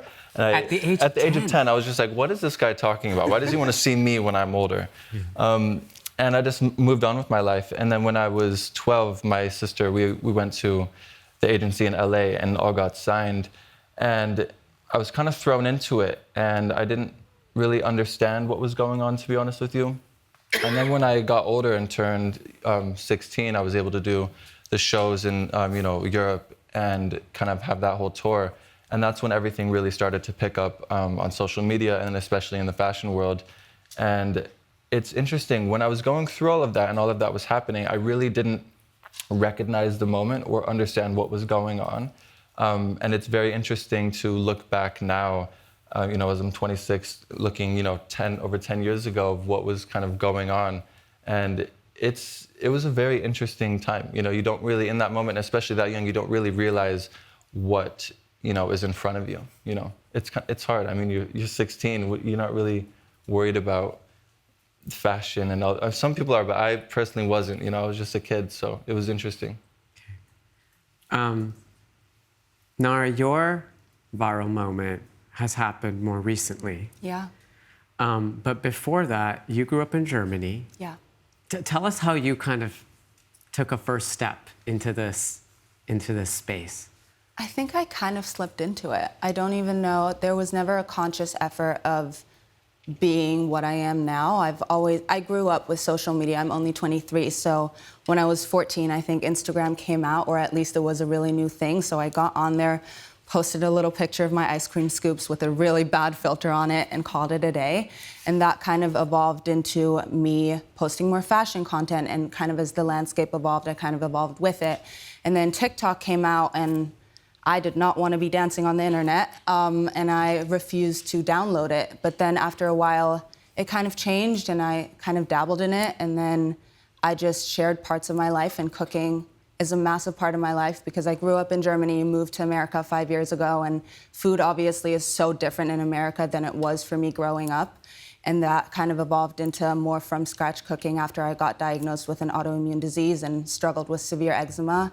I kind of had to change the way I look at food, and that kind of came out in my content. Yeah, so for those of you who haven't or aren't familiar, I'm just gonna show you, could we put up that, yeah, exactly. So this is what Nara has become famous for. Like, and if you look at 48.9 million people watched that one video that was just scrolling there. But before all of this happened, Yeah. you guys met, Yes, we did. right? And it was kind of the force of two viral sensations coming together that has led to this explosion over the last year. Like, how did you meet? Well, It's kind of embarrassing. no, it's not. I feel like is. it's very, like we met It's on very fitting. Instagram. It's very fitting. Very fitting. We You met met on Instagram? Yeah, he messaged me, duh. He slid into my DMs. Yeah, And then I messaged her on Instagram, and I think we were texting back and forth for like a month. I'll be honest, for the first 2 weeks, I never texted back. No. I like getting on the phone. I love like hearing the voice, talking. Texting is just, I can't be bothered. Yeah. And then one day we got on the phone after, I don't know, a couple of weeks of barely texting back and forth, and we were on the phone for 7 hours straight? And then after that, every single day for at least 4 hours, Yeah. we slept on the phone. We just were on the phone 24/7. And then 2 weeks after that, I told him that I might be like slower to respond because I'm going to Milan. I was walking a fashion show, and he coincidentally was attending that same show. So that was the first time we actually got to meet in person working. So it was great. And then after that, Well, what everything happened at really that quick. first meeting in person? I don't think you want to know. I really don't think you want to know. I think we were both just so nervous. Yeah. And it was just so fun. So you knew right away? Yeah, he asked me to be his girlfriend the first day. Yeah, the first we met day. Each other in person. When I see what I want, I go and get it. I think for me, it was that first phone call. I've never been able to connect with someone on, that level for that long. With every minute felt like it was the first minute we were on the phone, and so for me it was that. And then when we met in person, it just kind of solidified everything, and we just worked really well. And I felt like she was one of the first people I felt like I could truly be myself in front of. I think when you go through, a big viral moment and you're all over social media and everything, you can kind of become, in a way, self-conscious, and you have to really worry about what you're doing in front of people. And for me, that was the case, and I just kind of built this severe social anxiety throughout the whole thing. But meeting her, it felt like I could be my true self for the first time in a while in front of someone. So Sweet. yeah, How did it feel for you, Nara? Yeah, please. Wait, what? Please Meeting tell us. him? Please tell us all about it. I think it's interesting connecting the dots because I didn't really remember, but now looking back, I'm like, oh, I saw that kid on Ellen and had a crush on him when I was 15. And I didn't realize that it was the same guy I was talking to until it kind of clicked a little bit later. But I think, obviously, he had a massive digital footprint. He had the Ellen show he was on. He was on numerous covers. He was doing all these interviews. He was playing at Coachella with his sisters. Like, it was a massive moment. And I think connecting that online person and then the person in real life that's so different than what the media kind of portrays was really fun and exciting. And you I got to know him on a totally different level, and that was really fun to me. Okay. So, kind of 10 years after Lucky's viral moment, the last year for you must have felt... It was wild, It's been crazy. It has been, yes. Just, for those of us who haven't gone viral... Yeah. What does that really feel like as a human being, to like all of a sudden be exposed all over the place, to be everything to be dissected, everything to be... You said just now that you started doing the make from scratch videos because of your eczema and because you grew up in Germany, but like maybe most people didn't really understand that. No, and I think it's interesting because for me personally, it happened so quick. I hit 1 million on TikTok in January this year, and now I'm at almost 11 million. And I think that growth was so rapid. And between that, we also had a baby. It's been your third baby. My third baby, yeah. It's been a lot. So I think just realizing that you all of a sudden have so many eyes on you and so many people that watch your content, you don't realize that because I'm just at home cooking for my family, cooking for Lucky, cooking for myself, and posting that, and all of a sudden 60 million people are watching my videos.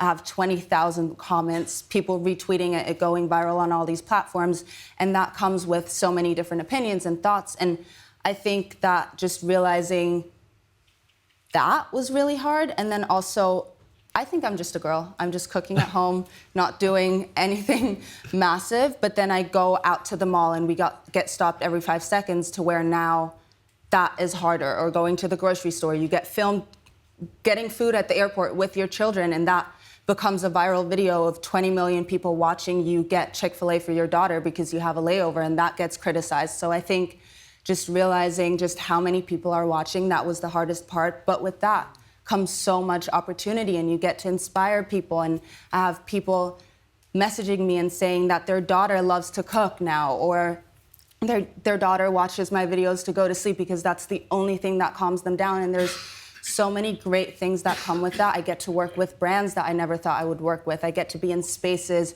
talking to you. Like, these are all the things that come with it. So as much as it can be overwhelming having people's opinions about you and your life all the time, it feels really good having a voice and being able to share that with millions and millions of people. Yeah, I will say, when you have these numbers on a screen, you really don't realize it, and you can't comprehend of what it would look like in person. I mean, with just the views, an average view that you get on a video, you could fill stadium after stadium after stadium after stadium. And I also will say, you have had a really amazing viral moment over the last year, but it's what you've done with that viral moment and how hard you've worked has been really inspiring to me, and I hope for a lot of people watching it, it's, you don't really get where you are without really working and having a strategic vision of where you want to push yourself forward. So I'm so glad you said that, Lucky, because one of my reflections as I've been seeing some of the comments and reading some of the coverage, a lot of people don't see what you do as work. No, if you think about, just yesterday here, we were talking about the amount of time people spend on their screens. Mm-hmm. Something like, on the average American spends 12 to 15 hours. That's crazy. On screens. And yet, if you were on a big screen making movies or something, people would be like, that's work. Yeah. But because the work that you both do is mostly being delivered on small screens, the so-called creator economy, it's not really recognized as work. What's your reaction to that? I think it's such a new landscape, and I think it's really hard to navigate because it's so new and I think a lot of people don't really understand how much time goes into a video, because what you're seeing on the screen is 1 minute and 30 seconds, but I'm in my kitchen 7 hours a day cooking and then putting my kids to bed and then editing for another 2 hours. And that's every single day. I don't take days off. Sometimes I'll take a Sunday off if I'm feeling risky.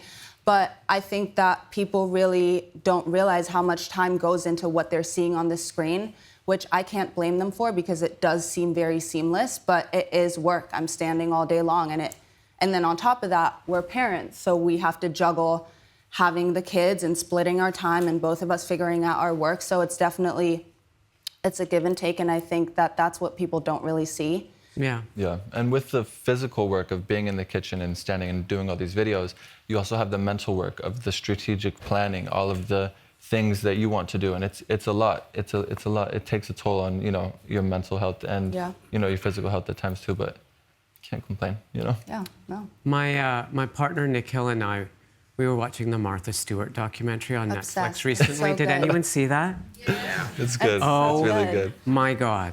She's an icon. And I had this conversation in the back of my head as I was watching that, and it just made me realize, in the same way she was discredited for the work that she was doing because it was seen as,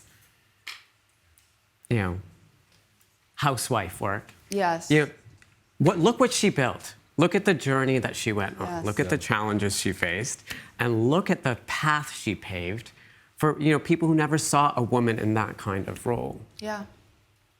What does Martha Stewart mean to you, Nora? I think she's just an icon, isn't she? Yeah. I think her being unapologetically herself and not being afraid to speak up or have an opinion or be a certain way or do what she's doing, and just the way she keeps going regardless of what men say, regardless of what other women say, regardless of what's being said about her. She's just doing what she loves to do, and she's doing it in the most amazing way, is really inspiring to so many people. Yeah. One of the other things that just kind of captivated me as I observed this viral explosion over the last year was the brands that approached you. Yeah. And the first time I saw one of the cooking from scratch, I was like, what is this? I didn't understand it, right? And then, I started seeing them more and more, and then I saw the Marc Jacobs video, right? Yeah. And for those of you who haven't seen it, Nara has this very signature style of creating videos with this amazing ASMR voiceover. And you took that exact approach and you did it for a brand. Yeah. How did that happen? And how do you maintain, your identity and your authenticity and your approach as you're doing more and more of these commercial partnerships, as more and more businesses are looking to leverage the 11 million followers on TikTok, collectively between you, like millions and millions of views every week? I think that it's really fun working with brands, and I think that with my content and what I do, it's so easy to integrate a brand into that. That feels authentic to me, and I think there's a difference in having an ad and posting an actual ad for a company and it just being unauthentic. And I think where I'm a little different is it integrates very seamlessly into my content, to where sometimes it doesn't feel like an ad, it just feels like a normal extension of what I would usually do. So that's always really interesting, and I think that's also what's very intriguing to a lot of brands, and one of them was Marc Jacobs. I don't know, I was in LA shooting the Harper's Bazaar editorial, and my agent told me, Marc Jacob wants to do this tote bag thing with you. How soon after that?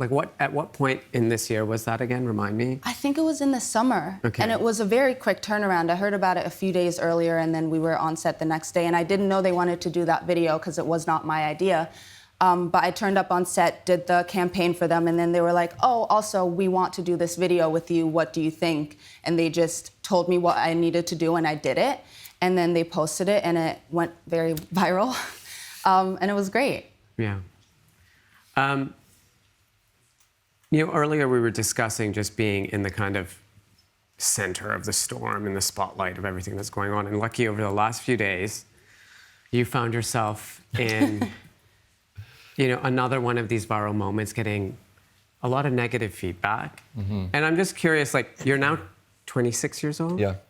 And when you and I first met, you were 16. Yeah. How do you navigate this constant scrutiny of everything that you and your wife do? Especially in a moment like this where the temperature's gone out. Yeah, it's very interesting. I mean, being in the public eye, unfortunately, it comes with a lot of negativity and hate. And there's, always a moment where someone's going to want to assume and of what you are, who you are, what you want to be, or, fill in the blanks how they deem fit and, kind of project onto you. And I think the best thing to do, well, first of all, we have to realize it's the internet. you can't believe, and everything you hear and see, it's the internet. And I think, I don't know, you just have to try to focus on the positive and move forward. And I think that's the best and all you can do. I think if you always focus in and hone in on the negativity, you're not going to wake up feeling inspired. It's going to feel, I don't know, you're going to lose that spark. And so you just have to kind of ignore the negativity. And I think having a really big moment when I was 16, and now kind of going through that again with my wife, I can really look at it from a different perspective. And I've learned a lot throughout all these years of just, focusing on the positive, moving forward, knowing who you are and staying true to that. That's really all you can do. And so, for other people out there that, and it's really interesting, you meet young people now, and you guys are young people, but I'm talking about even younger people, like, they all want to be famous influencers. Oh, really? Well, yes. I don't know why. I don't know if anyone can relate to that young people are kind of obsessed with this kind of fame. Like, what warnings or advice or reality check would you give to those young people about what it's like to lead a life like the ones that you are both leading? And to stick to the theme of this section, like, how can you go about doing that while living your best life? Well, I feel like, go first. Well, first of all, I feel like living your best life, it's an always evolving kind of journey that you're on. I don't think you're ever going to land somewhere and be like, yes, this is my best life. You always want, I always want to level up and, move forward and challenge myself and, try to grow. But I think there's so many amazing things that can happen from being, an influencer in the spotlight or a supermodel and in this position.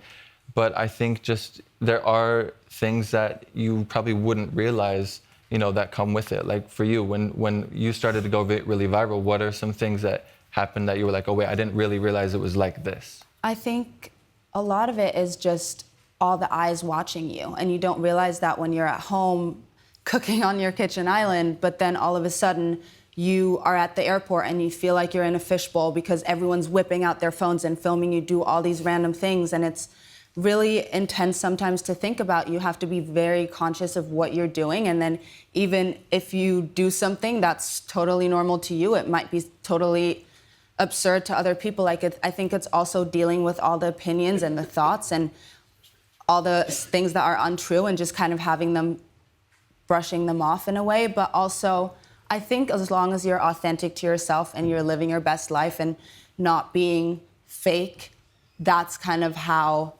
you can get to a point where you might be a really successful influencer, because I think people really see through all the fakeness, and if you're really authentic, then that's really compelling to a lot of people. Would you do it all over again? I would. Yeah, I think so. Yeah, I would. Why?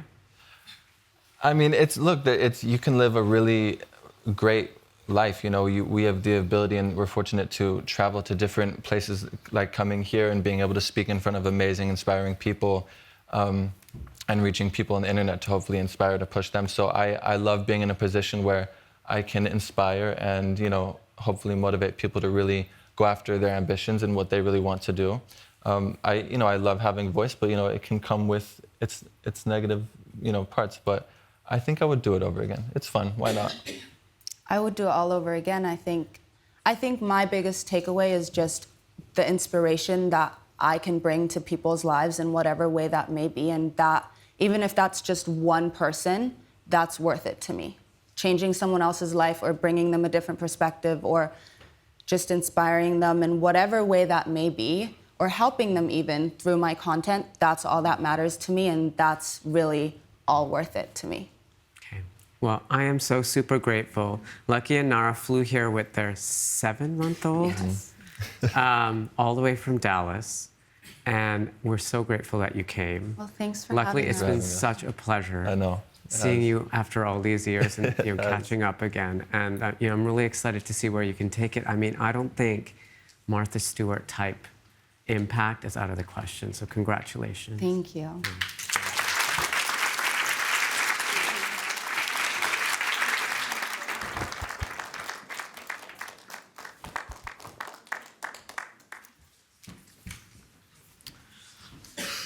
it's time for our final talk.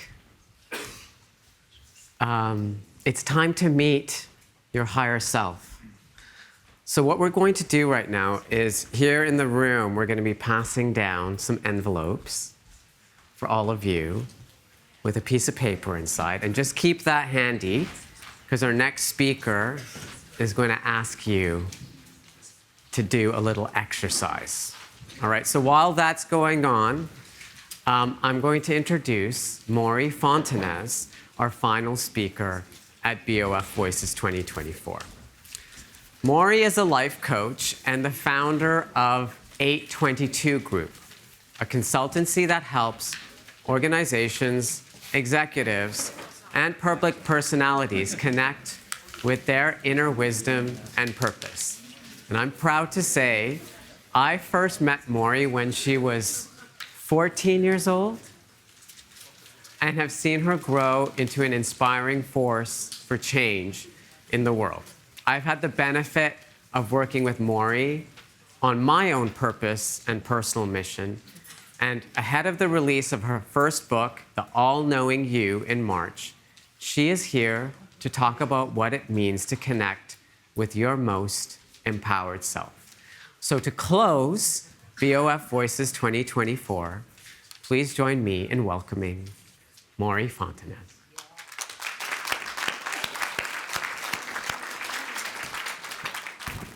Thank you. Hi, everyone. Last talk, standing between you and cocktails. Thank you, Imran, and thank you to the Business of Fashion for inviting me today. And thank you to each of you for showing up open and maybe a little curious, perhaps asking yourself, higher self, what exactly am I in for today? Well, if that question is lingering inside you, that's wonderful.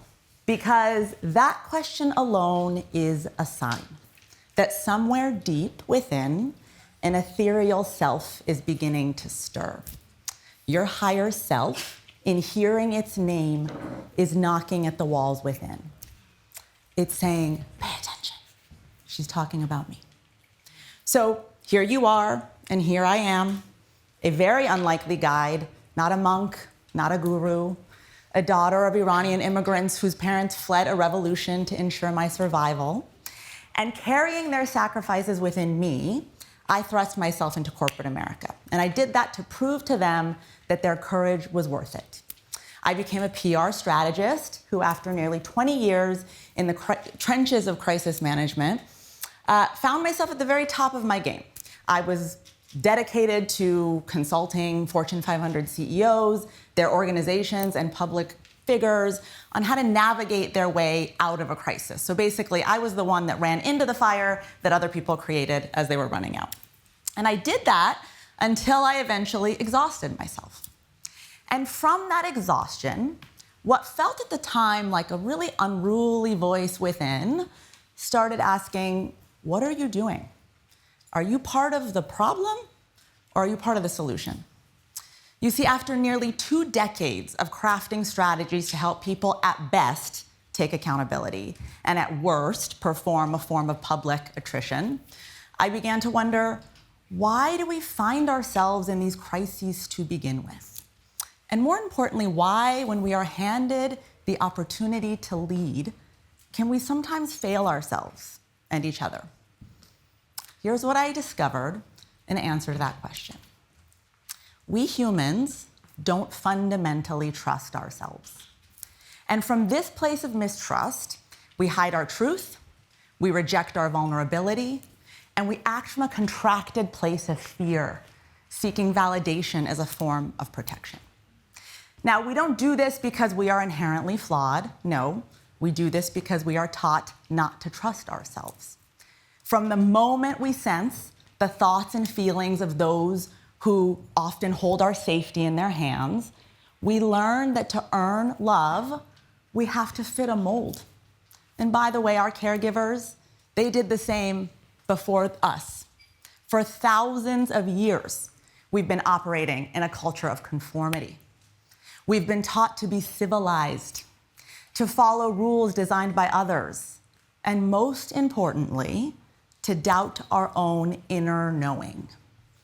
We all know the reasons why: colonialism, capitalism, systems that thrive on us fitting into tiny, prefabricated boxes.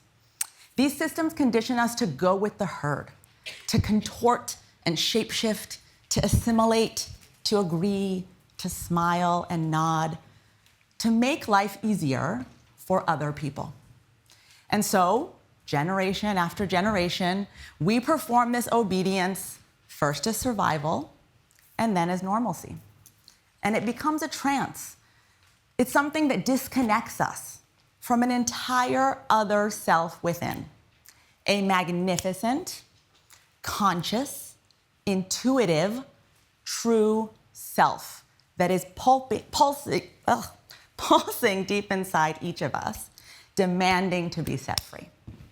So, having diagnosed that as the little problem, and knowing that I had the knowledge that I held the antidote, I walked away from my well-respected role as head of global strategy at the world's largest independent PR firm. And I decided to become an intuitive life and leadership coach, which basically means I still do crisis management. But instead of crafting scripted apologies, I guide people through their moments of personal and professional crisis, helping them emerge with a renewed sense of truth and purpose. I like to call this alchemizing crisis into calling. But this kind of alchemy, it requires us to believe in a version of ourselves that is whole, a version that's connected to deep wisdom, dignity, and consciousness, a version that is infinitely larger than what we let the world see. And to truly believe that we have a calling, we have to believe on some level that we are inherently divine. This version I'm asking you all to believe in today, this is your higher self. Your higher self is your soul's guide. It is the deepest, most dignified part of you. It's the voice that gently pulls you towards your dreams. It's your calmest, most secure essence, and it has been your lighthouse, guiding you through life's storms towards the best version of you over and over again. It's who you are when you are completely free to be you, without condition, without fear, without limitation. And it is always guiding you through your intuition.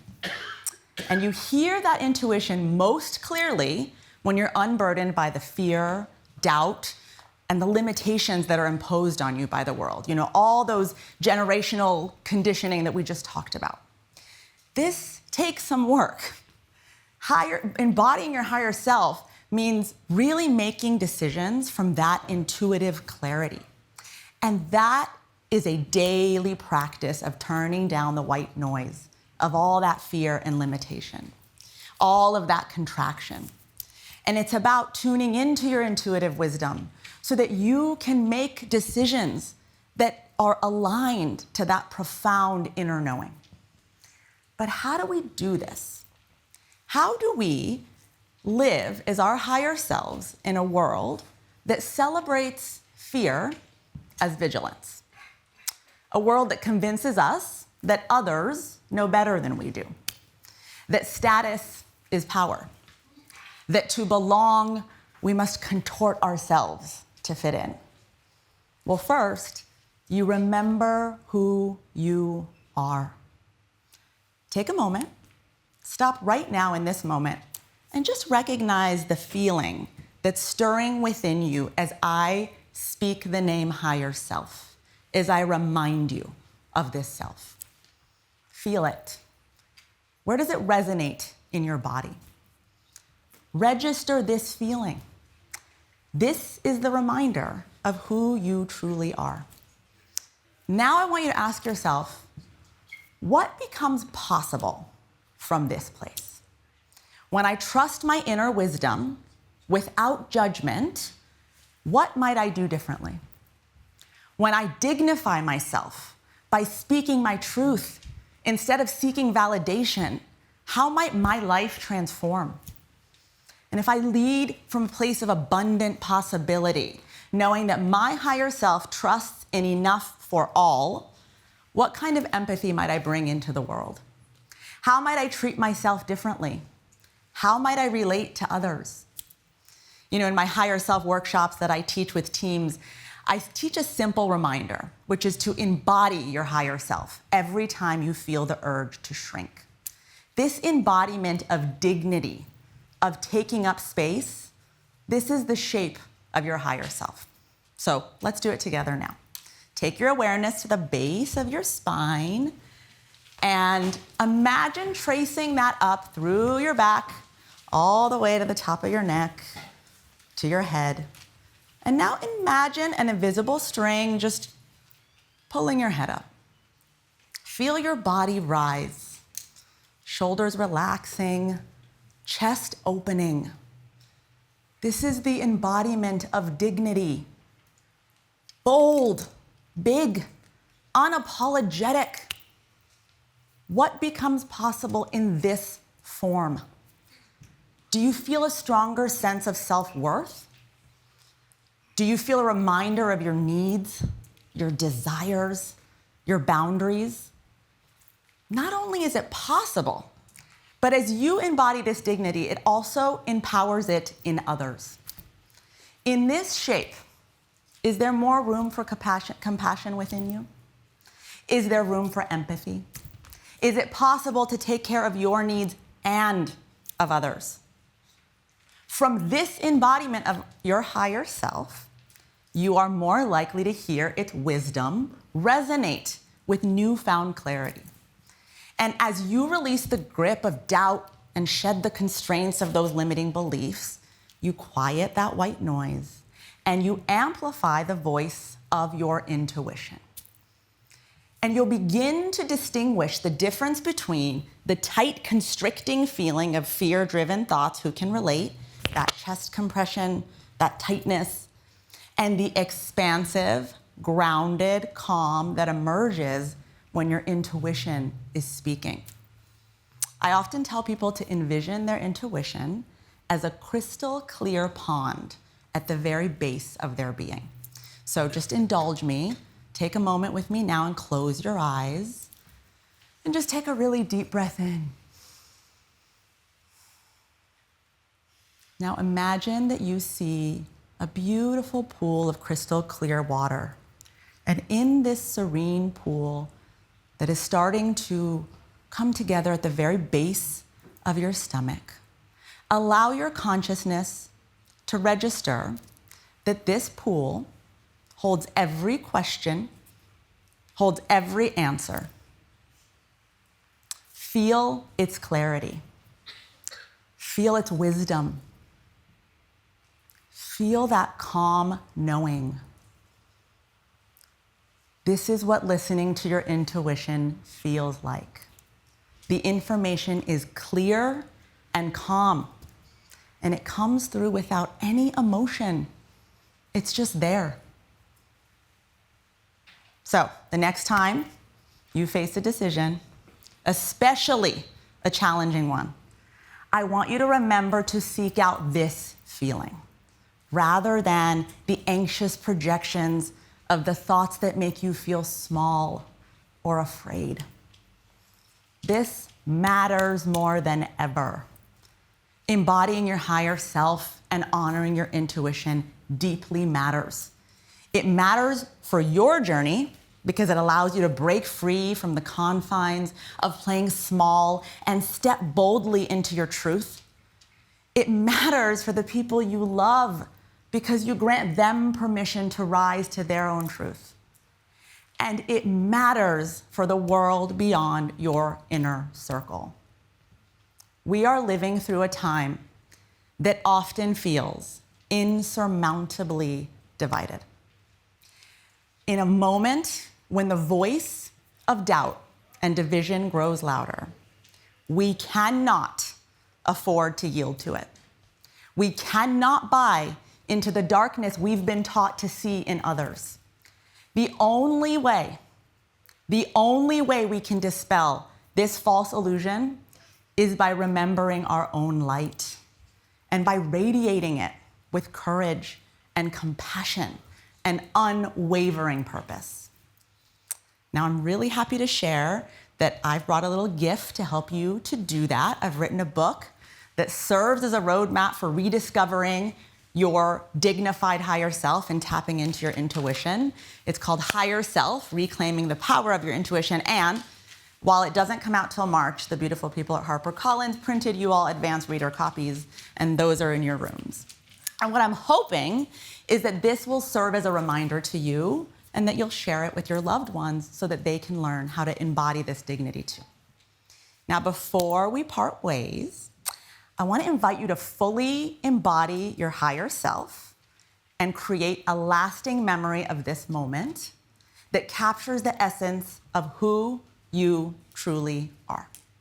So, the wonderful team at BoF just handed out some paper and envelopes. For those of you that are at home, pull out a piece of paper, please. And while you're still immersed in the glow of your dignified, intuitive higher self, I want you to take a minute to write a letter from your higher self to your future self. Focus on something you deeply desire, something that resonates with your heart, and let your higher self remind you of who you are, of your power, and of the path that you're gonna take from your higher self to bring this vision to life. And please self-address the envelopes because the wonderful team at BoF is gonna collect your letters, and at just the right moment, you are gonna receive them. And the timing of this arrival has its own magic to it. So take a moment now, those of you that are at home, take a moment, and we're gonna give you 5 minutes to write this letter. Those of you that are here, self-address your envelope. Those of you at home, hide it somewhere and write a letter from higher self.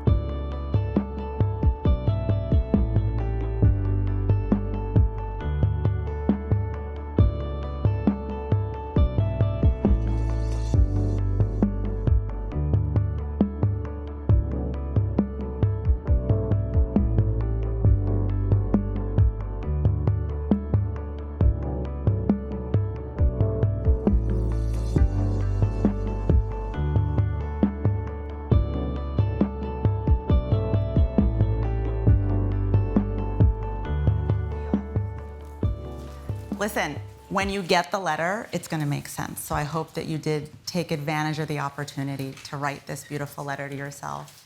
And I just want to, before I let you go, I just want you to take one last deep breath. I want you to channel this feeling of embodying this dignified, all-knowing being that is you. And I want you to walk out into the world and be a reminder of this dignity. I want you to let that light that is within you shine, because we all need the frequency of each of your higher selves more than ever. Thank you.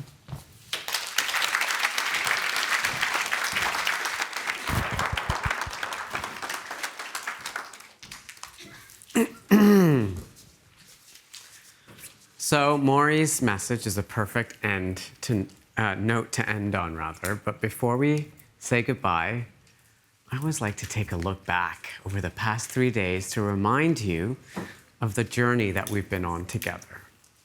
Here are the past 3 days and the past 5 sessions that have made up BoF Voices 2024. Where there is war in the Middle East or elsewhere, then the most destructive industries are benefiting. Geopolitics is about safety, militarily and bodily safety. And so that old order needs to rethink its viability.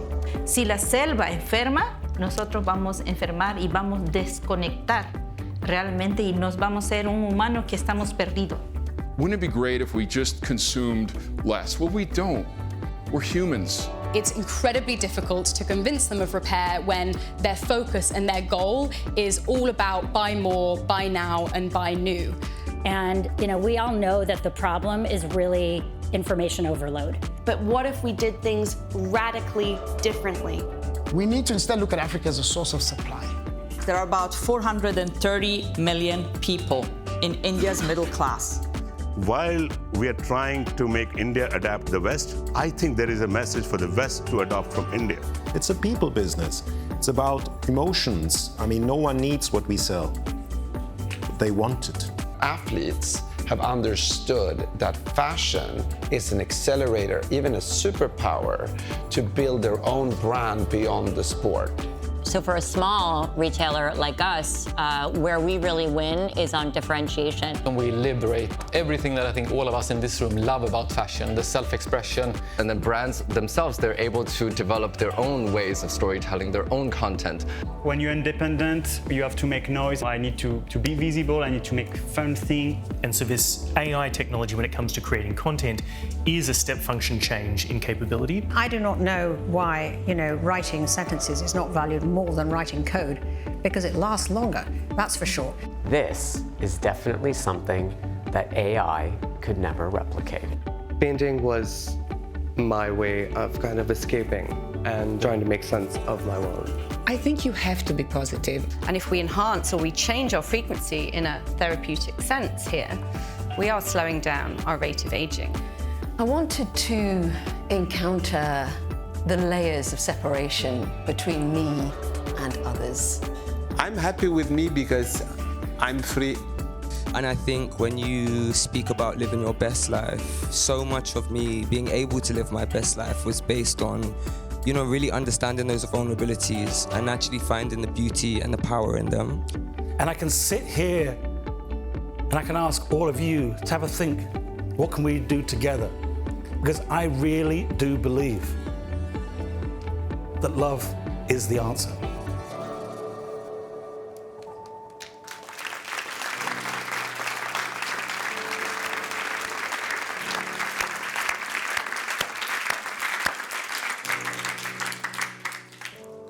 Let's hear it for our speakers. This year's speakers. Can everyone who's a speaker, can you please stand up if you're here? Thank you so much.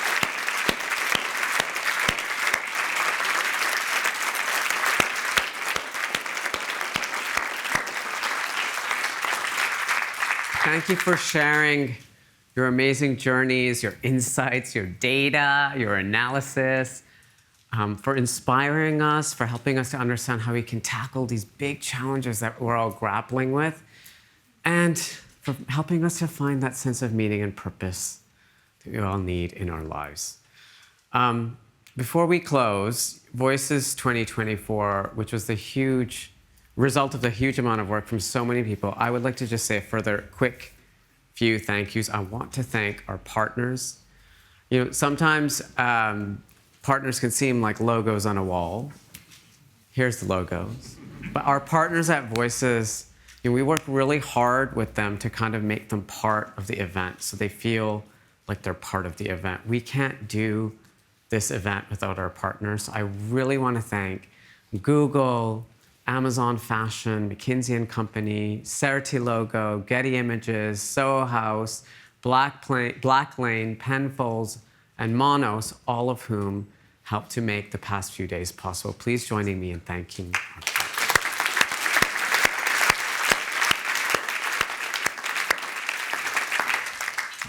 A thank you to all of you.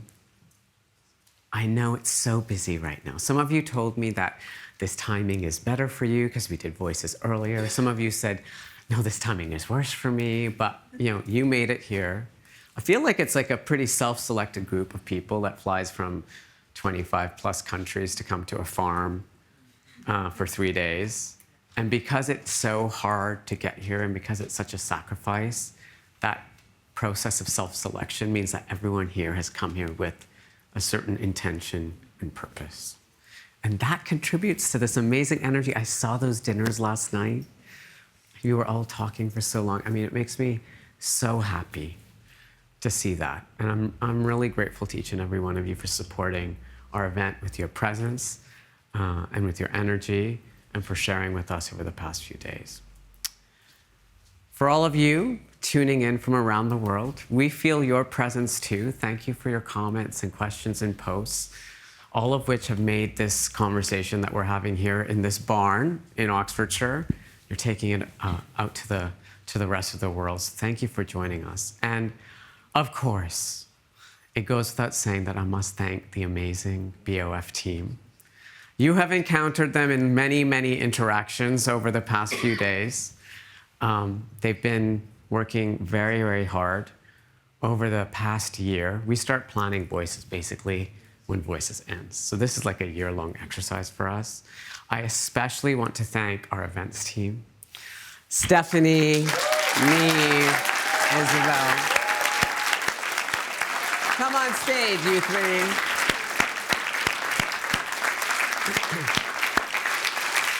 And the wider BoF team, please come and join us.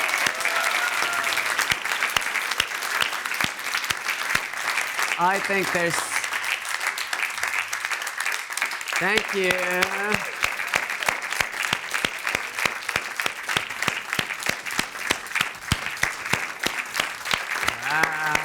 They deserve a standing ovation, I think.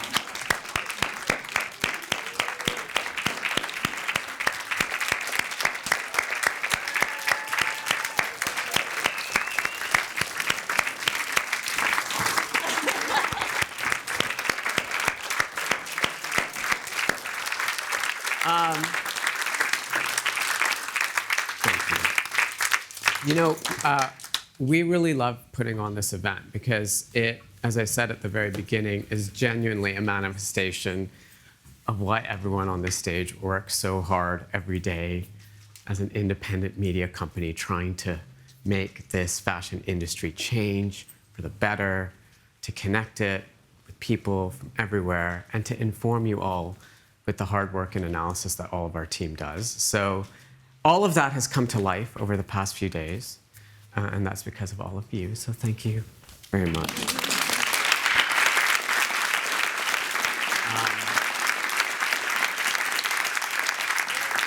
And so with that, to all of you watching online, thank you again for joining us. It's been an absolute pleasure. The countdown is on to Voices 2025, but until then, but so long from Oxfordshire.